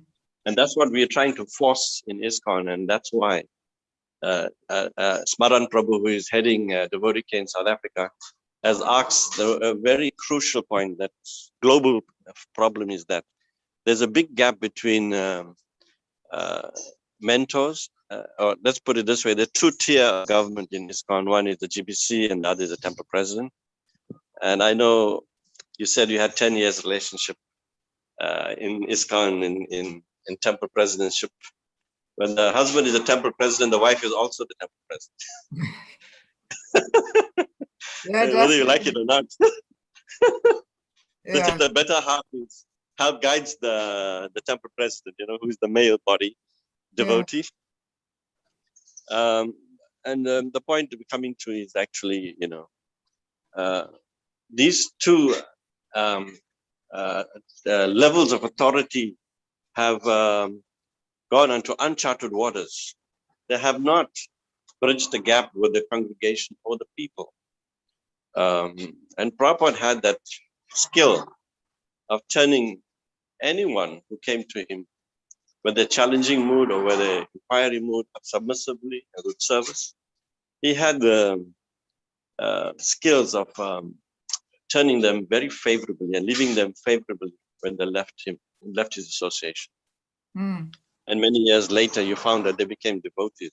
A good example is the one of the air hostess who served Prabhupada some fruit and milk from the business class and nuts.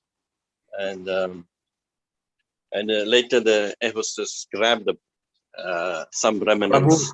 What is and your many years question? later, when the devotees went to preach them. What is your question? So we don't waste time. Okay. You're giving your own lecture now. No, it's fine. I'm just saying that these points bring us to the point of building the relation. I just want to share one point that Prabhupada said regarding relationship. One should try to purchase a ticket to go back home, back to Godhead. The price of such a ticket is one's intense desire for it, which is not easily awakened, even if one continually performs pious activities for thousands of lives. All mundane relationships are sure to be broken in the course of time. But once one establishes a relationship with the Supreme Godhead in a particular rasa, it is never to be broken, even after the annihilation of the material world. So my point is, relationships should be developed on these things. So I'd like to thank you for that contribution. And we hope, my question is, we hope that we can have the same relationship with the devotee community that we are struggling to get together. Okay. And we thank you, Mataji, for addressing this so wonderfully with your personal experience. Okay, thank you very much for sharing, Prabhu. So let's move on to a question. So we've got another hand up. I think it's the final hand up from Govardhana Prabhu. Yeah.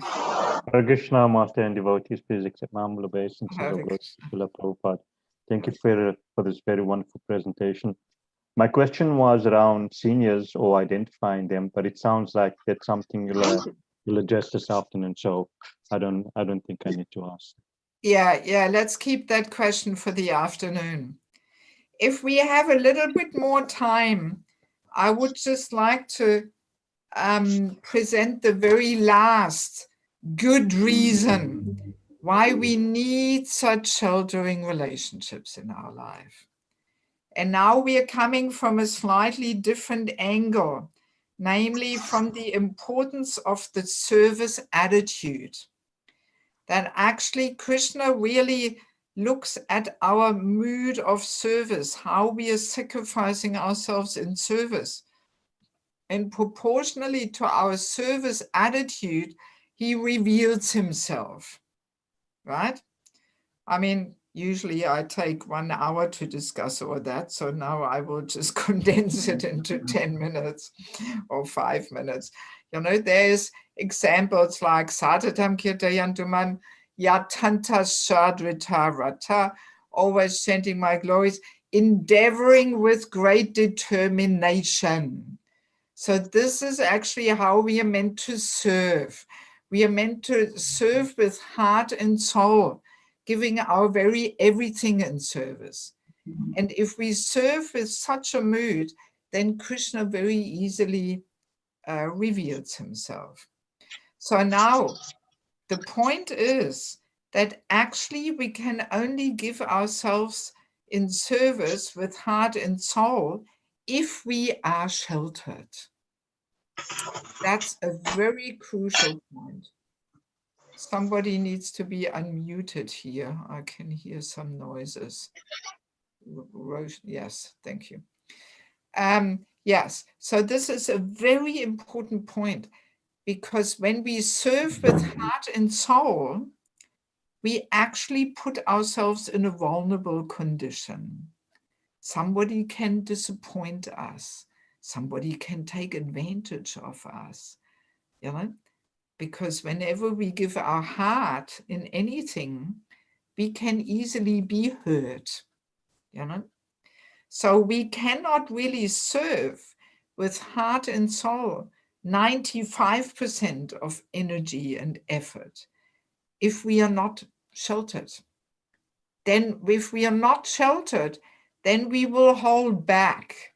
We will think, okay, where am I here in this whole game? You know, okay, I'm serving, giving myself, because also it is very common that those persons who really give themselves in service, you know, they're you know, loaded with more service, because, you know, he's going to get it done, you know, and then very easily we can be overburdened with service, you know, and then if we are not sheltered, if we don't have such a trusting, sheltering relationships with somebody who has no managerial interest, then very easily we will hold back. We will not invest heart and soul in our service. We will serve maybe 5%, 10% we give ourselves, but not 95%. You know, it's interesting to observe that very often we feel we don't have enough devotees.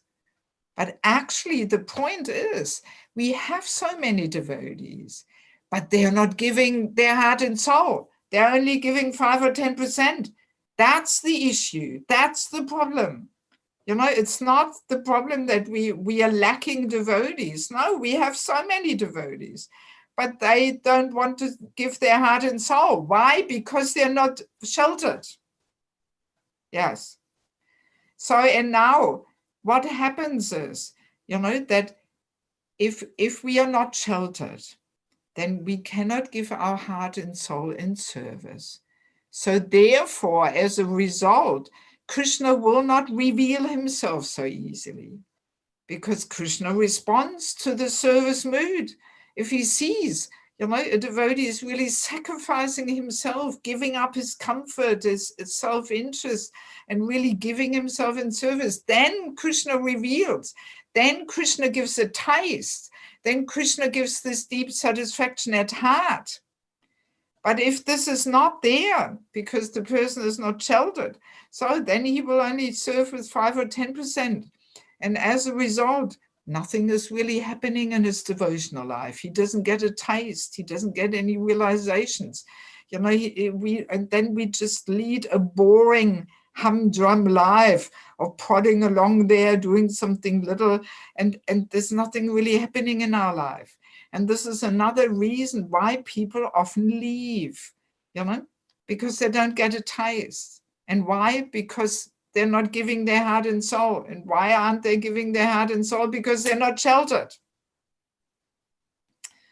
And I think this is going on in many devotees' lives, you know, that we are caught on some lower and some vicious circle of a lower level of devotional life, where we just, serve with minimal effort.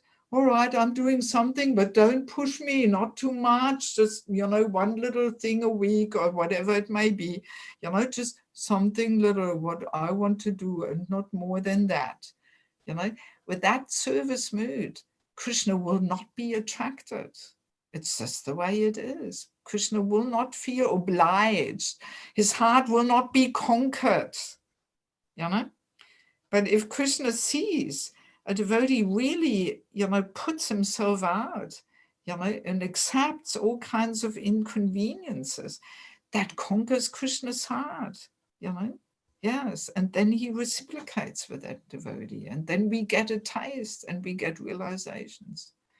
So yes, this is just really, usually I spend so much time in explaining this, but this is in a nutshell, one more extra reason why we need these sheltering relationships, because only if we are sheltered, then we feel safe to invest our heart and soul, because then if we get to a situation where we maybe don't have the balance anymore, for example, between service and sadhana, where we are overloaded with service and, oh my God, and I haven't been chanting nicely, and I haven't been to India for years, and I'm getting a little, worn out here and drained.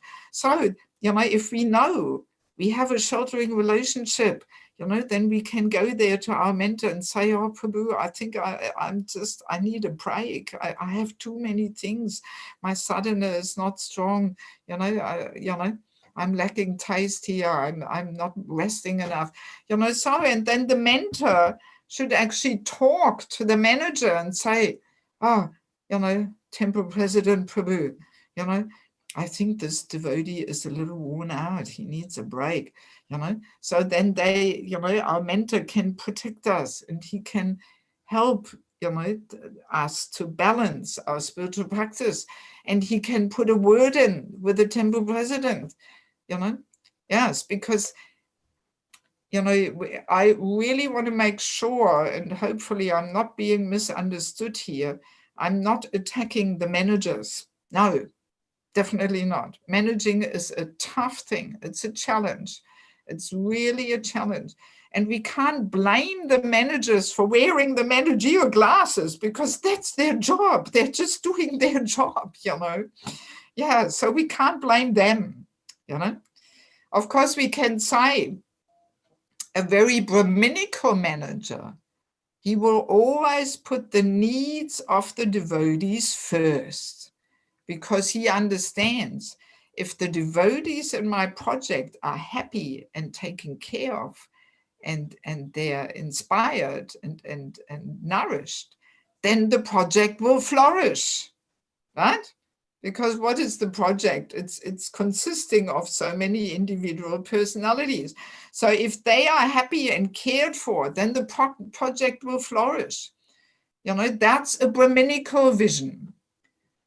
But unfortunately, it's hard enough to find devotees who want to manage it all, and usually Brahminical people, they don't like to manage. They rather preach and do other things, So as a rule, those persons who agree to do the management, they're more Kshatriya type people, And they often don't have this Brahminical vision, and we can't blame them. We can't criticize them. And in this regard, I want to share, actually, for many years, I could not understand these things.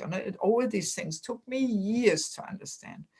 And I remember years ago, maybe 20 years ago, or even more, 25 years ago, sometimes people came to me and they said, oh, I feel used. I feel exploited. And I could never relate to it. I was always saying, what are you talking? This is nonsense. Krishna accepts your service. What's the problem?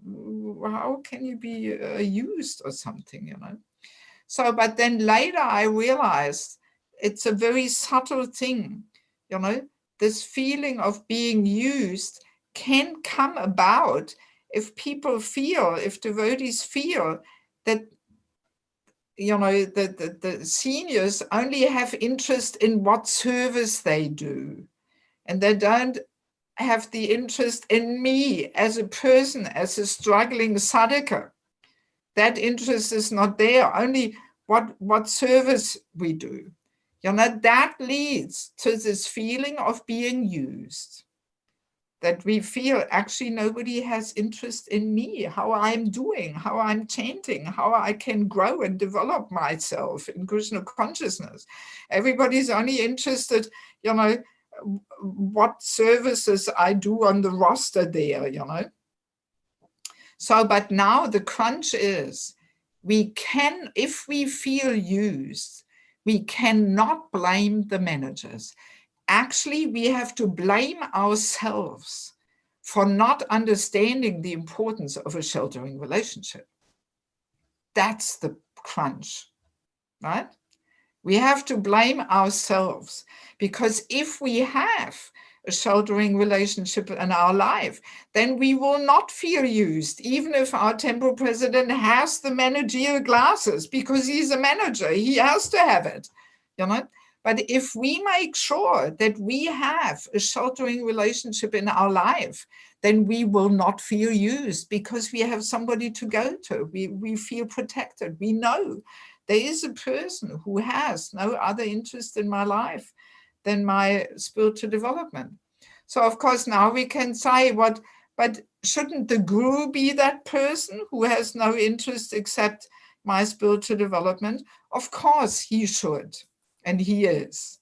But the practical life shows that for most of us, guru is rather remote. We can't expect that guru, gets involved in every little thing there in our daily life. It's not possible, It's like in a big family. Let's say a family has 15 children. It's also very natural that the older children help to take care of the young children. Very natural, because the parents just can't extend themselves equally to 15 children.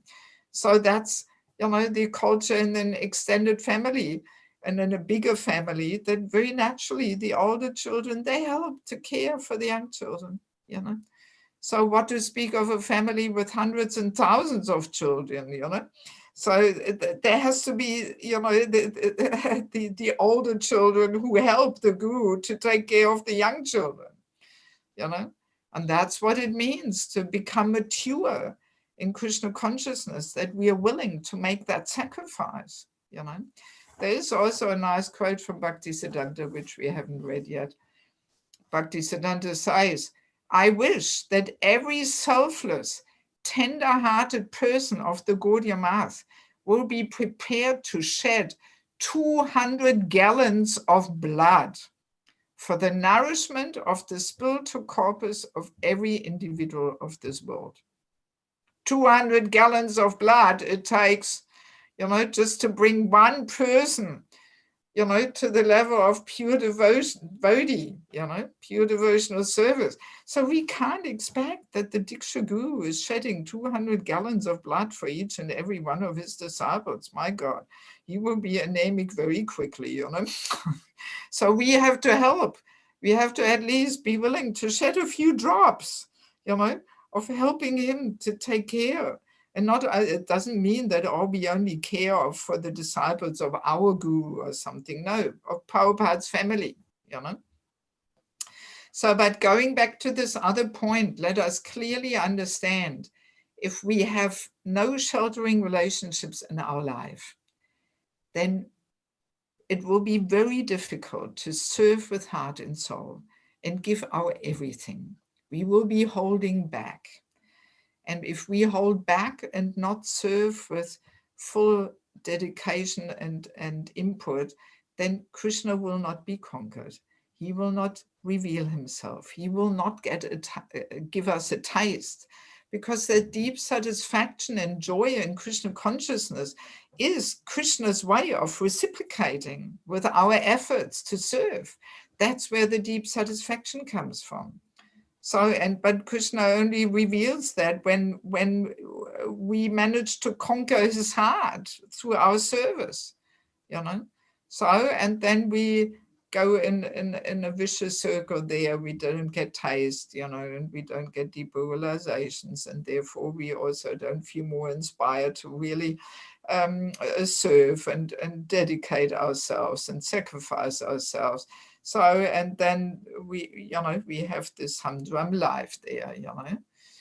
And yes, one more time, if we somehow feel, you know, some slight, how to say, some slight tendency of feeling used or something, don't blame the managers. He is doing his job.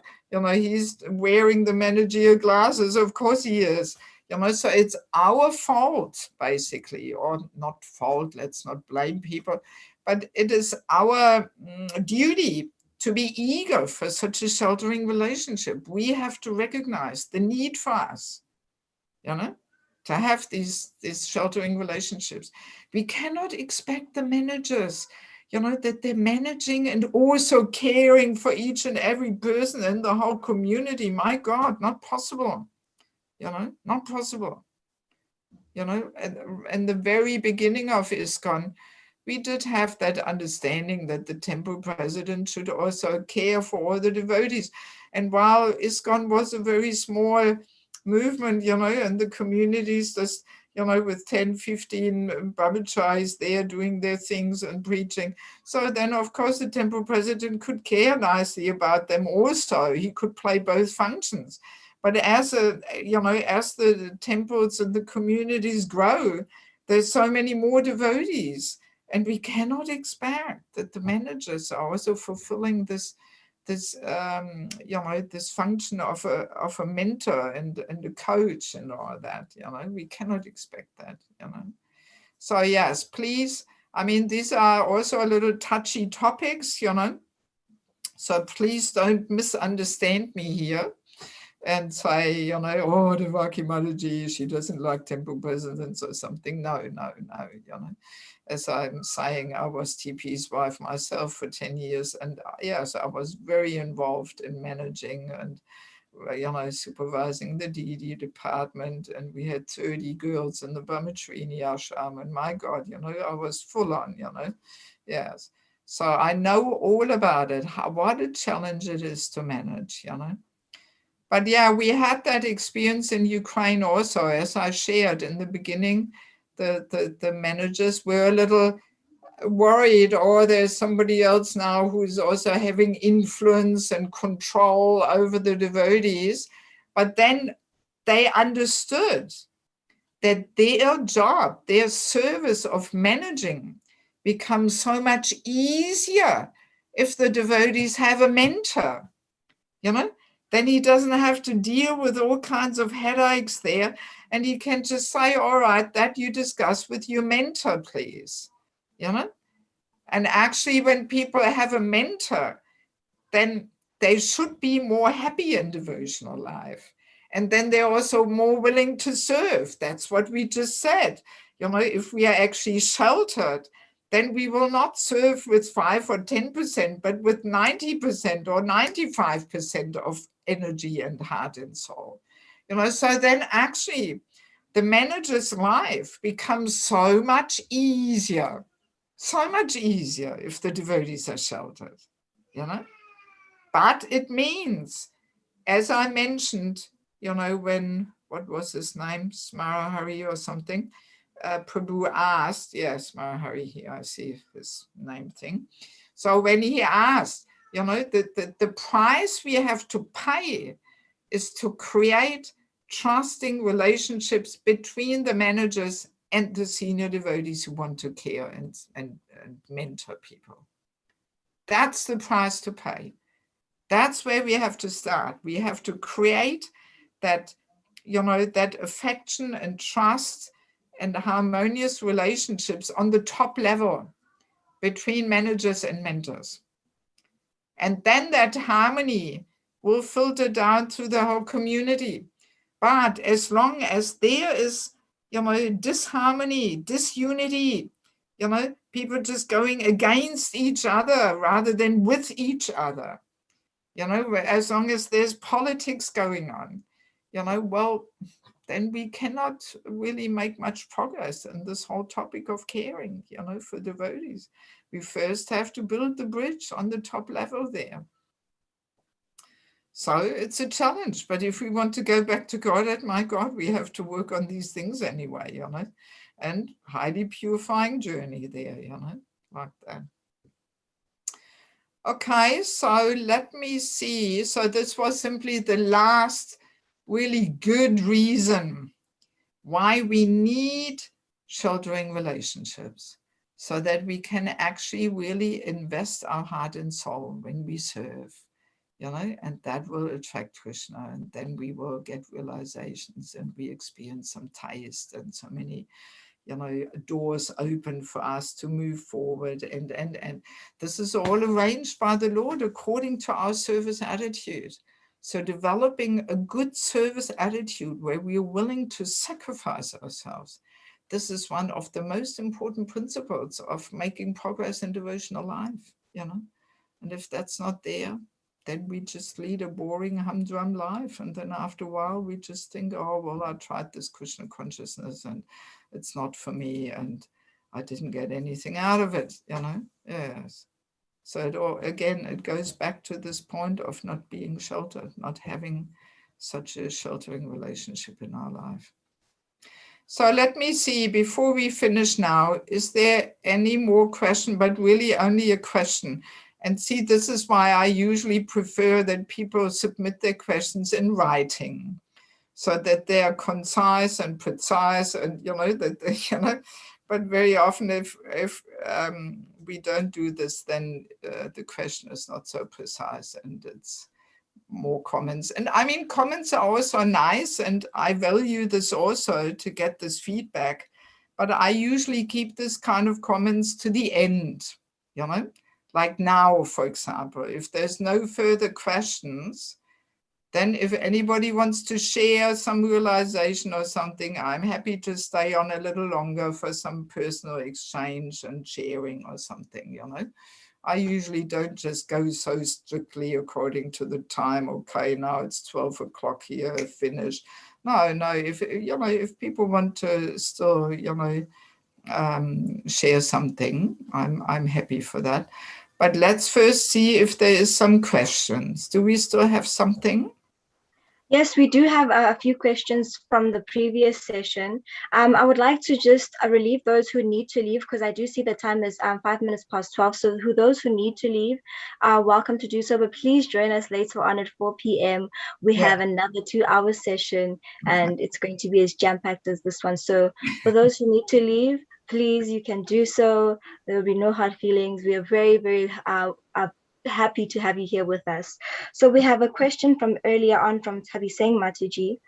If I can just find the question, and she says, Hare Krishna Mataji, all glories to Srila Prabhupada and all glories to you. Thank you so much for such an insightful lecture. My question is around enjoying with devotees as a form of building relationships and taking shelter. For example, devotees find common interests amongst themselves and cultivate a relationship around that. I love kirtan, or love for knowledge, love for lectures, etc. How can we ensure that this form of enjoyment is not materialistic and based on sense enjoyment? Well, I mean, see, there's all kinds of different types of relationships in Krishna consciousness. You know, so there's relationships with juniors, there's relationships with equals, there's relationships with seniors. So, and especially amongst the equals, you know, I mean, just having a same taste and joy in different activities in Krishna consciousness doesn't mean it is material, you know, because it is based on service. But ultimately, it is a question of consciousness, you know. So what is really the foundation of our relationship? Is it just we want to have a good time with people and have fun in the kirtan or fun in whatever we do? Or do we actually do we want to give pleasure to Krishna and Guru and Prabhupada and the other devotees and actually serve, you know, have a service mood? So this is a very subtle difference, which cannot even be so easily determined from outside or something. It just, means it's a question of consciousness. And also when we are a younger devotee, of course, we have more the enjoying spirit, of course, as a younger devotee. So, but at least we are dovetailing. We are using that enjoying spirit in Krishna consciousness. And then if at the same time we practice sincerely, meaning mainly sadhana, that we really get up early, we chant nicely, attentively, we hear the Bhagavatam and. So then gradually our heart will become purified of these tendencies for enjoying, So, but even if we have, an attraction to just, associate with those devotees who have the same natures and likings and all that, still we should have at least one person in our life with a senior devotee, who we accept as a guide, as a mentor, as a coach, as a counselor, that should be there. And then that person can also, correct us when there's something to correct, or when the person sees actually we allowing too much just the enjoying spirit into our life. But I mean, ultimately, this will also be rather quickly exposed, basically. If our main motive is just to have a good time and have fun, so then we will not be so ready to serve in all circumstances. And when we ask to do something which we don't like doing, then, oh, sorry, no, we don't do it, or we don't turn up, we are not reliable, and all that. So it will become apparent how much we actually want to serve, or how much we see Krishna consciousness just as a one big festival where we have a good time and enjoy, So, and then if we have a mentor, then, the mentor can help us to actually see these things, and he can, or she can point out where we have to work on, and so on. And, he or she can guide us to gradually actually progress, like that. What other question? We've got another question from Varona Radhikarani, and she says, Hare Krishna, Mother Devaki. When our trust and faith is broken by our senior, who we build a relationship with and see them as a spiritual guide, but they exploit you in the worst possible way, then how can we gain? I'm sorry. Then how can you, let me start again. But they exploit you in the worst possible way. Then how can we gain the trust and faith in the devotees again, and seek guidance from our seniors? Well, I mean, again, I think it's more a question for the afternoon, because, we first have to see who is qualified to accept as a mentor. Maybe we accepted a person who actually doesn't fit into the category of qualifications, But even if that person fits into the category of qualifications, and still we are somehow disappointed, we are let down, there is a few good points what we should consider. That first of all, let's be clear, we cannot expect that a mentor has no material desires and he's 100% pure devotee. So of course, he also has some issues to work on, and so we have to also be a little understanding, a little forgiving, a little merciful. We can't be too idealistic. I mean, in my book about sheltering relationships, there is a chapter entitled Don't Expect Utopia. So don't expect utopia.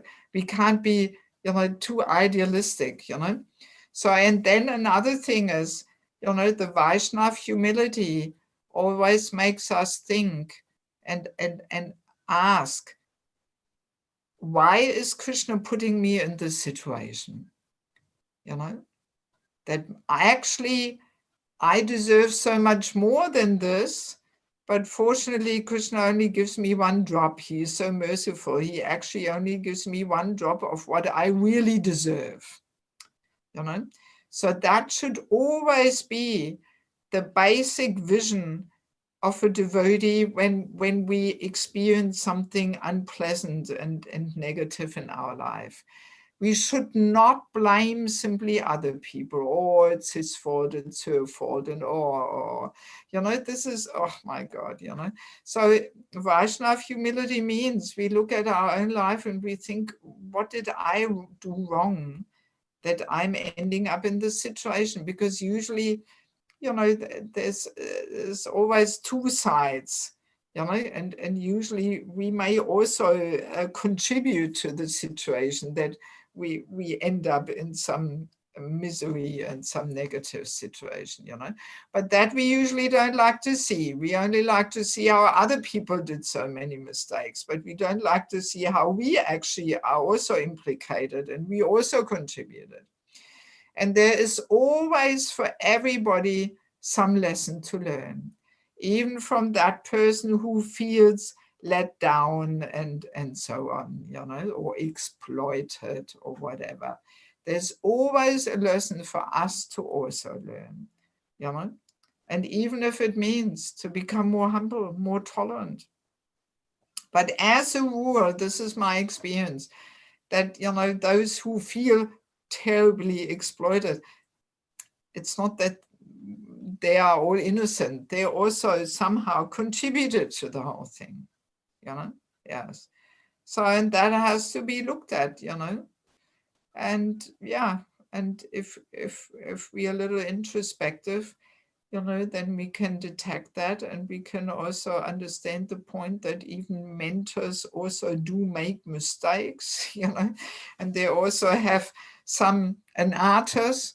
So that's why this whole giving and accepting shelter, it is actually a whole churning process of anarthas in both sides, not only in the mentee who takes shelter, but also in the mentor who gives shelter, you know.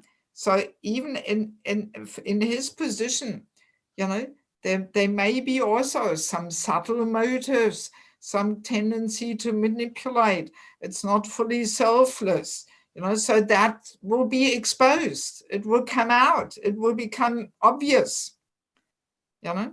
And a mentor, we will discuss in the afternoon session, a mentor also has to have a mentor.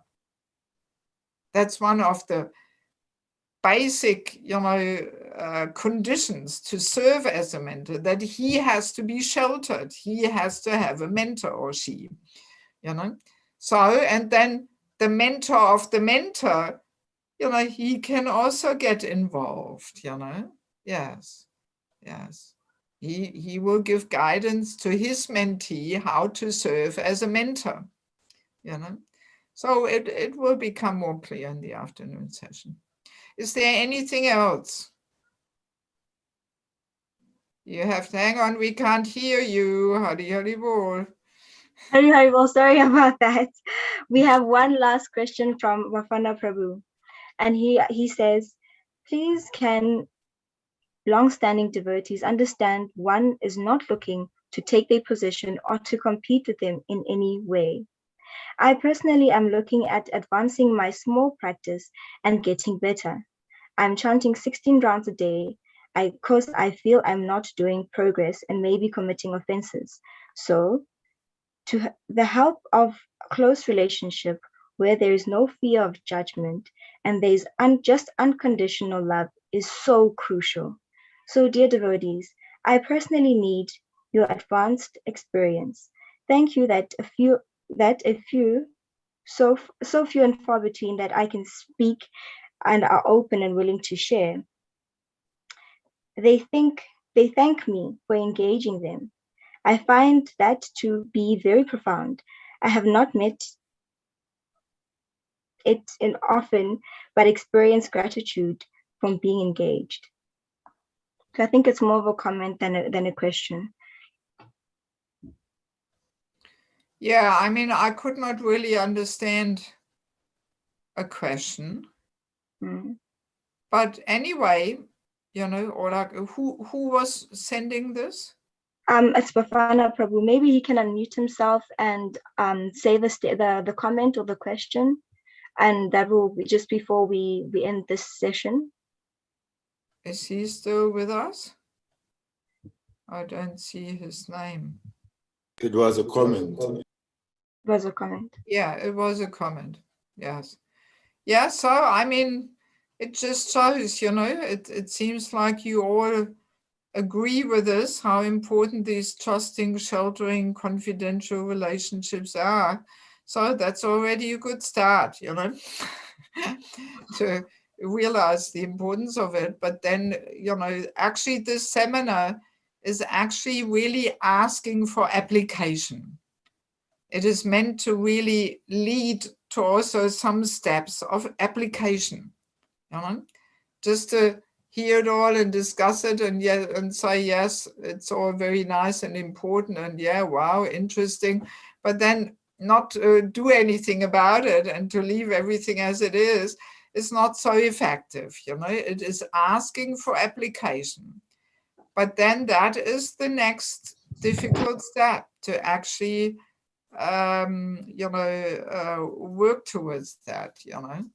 So yeah, well, in the afternoon, I will try my very best to, you know, I would like in the afternoon session to just discuss briefly the qualifications we have to have in order to serve as a mentor, you know. And then how we go about it, what's the first step to actually get a structure in place, you know. I have to admit I spaced out a little bit because I do actually have some written materials on the seminar, and I should have actually sent them to Sabyasachi Peru so he can share them with all the participants. So, I mean, maybe in the lunchtime, I could actually just send you the materials. It's actually 5 sessions, you know. So, and I didn't have the time to somehow make it into 2 sessions or something. But this afternoon, we will discuss the lesson number 4. So it may be helpful for the participants to actually have the list of qualifications in front of them when we go through them this afternoon, you know. So after we finish the session, I will immediately send you the materials, and you, yes, you can upload them on Google Drive. Exactly. This is how I have done it with other Zoom seminars. You know, I had seminars in the past, which I've given in 4 or 5 sessions. And then my technical supporter there, he has made them available each session and so on, you know. So I have to admit, I was just not thinking of it actually, you know. But I will send it to you now when we finish here, and you have a little bit of time maybe to just upload them. And then at the beginning of next session, you know, and even for the YouTube people who read it, hear it later, you know, you can give the link and then people can get the materials. But the materials will be 5 sessions. It will be the 15-hour seminar, you know.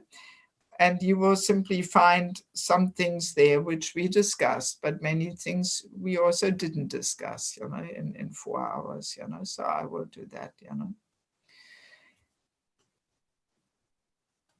I see that we have a lot of comments and questions, but I think we'll just move those over to the session later on, because there are realizations and a lot of people thanking you so much for this session and saying that they have so many realizations. So I've noted Kamania Mataji would like to have share her realizations, so maybe she can do that in the later session. We'll prioritize.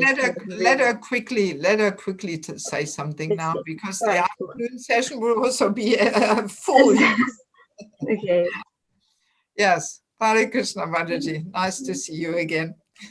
I'm so grateful. I had actually planned to be somewhere else, but I'm rearranging so I can finish today with you, because this is just powerful. I wanted to thank you for a point you made. You said a Vaishnava is very happy when someone approaches them and will make time for a junior devotee who asks them for guidance. And I went through many years in my devotional life always hesitant to reach out and ask a senior for guidance. I think maybe having grown up in England, there's always this mood of you don't want to trouble anybody or you don't want to bother anyone. And so I can see now that I've lost about 13 years of sheltering relationship for fear of, who am I to ask for them to take their time? I'm nobody, and they're so busy and they're doing so much service. Yes. So, yes. Well, this is just this conditioning of materialistic life. A materialistic person will experience it as a botheration and disturbance because he's just busy, he's got his schedule, he's just running, and leave me alone with your problems and questions. I have no time. That's the material mindset, but the spiritual mindset is completely different. It's the biggest pleasure it's actually service to a senior devotee by inquiring from him and giving him an opportunity to share and speak. Because when you speak, actually your own consciousness gets lifted even more than anybody else's. Yes. Actually, in the total seminar or in the book, you will also find a chapter what qualities are required in order to be eager for shelter. Yes. But we don't have the time for this, unfortunately. But there's 3 qualities. I'll just quickly say it now. The basic quality is we have to be humble. Humility is required to be eager for shelter. So humility manifests in 3 different aspects. And the first one is inquisitiveness. We actually have to be inquisitive in order to take shelter. If we're not inquisitive, then we couldn't be bothered, And there usually when I give the 15-hour seminar, we talk for about 45 minutes on this topic of inquisitiveness, what it actually means, And there I'm often sharing, that in material life, people don't want to be bothered with questions, but in spiritual life, it's service to a senior devotee because that gives him inspiration to speak.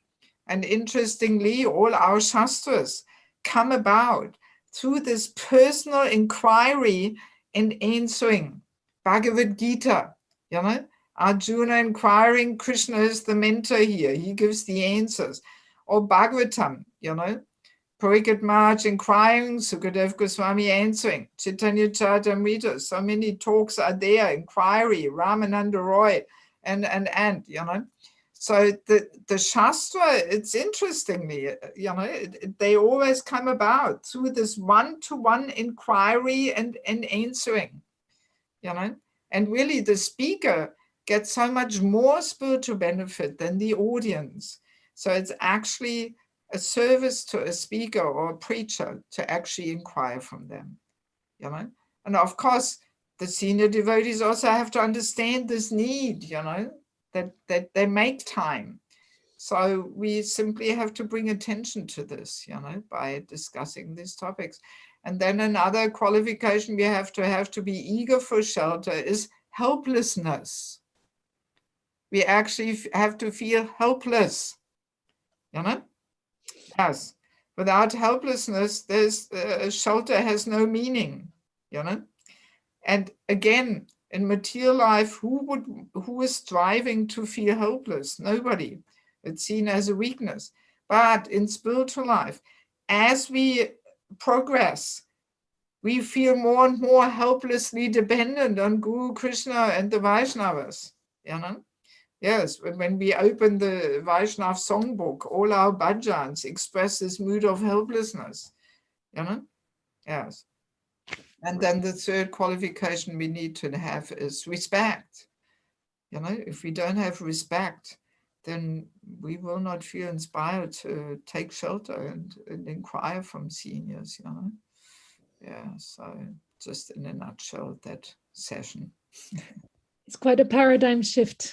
Yeah, completely.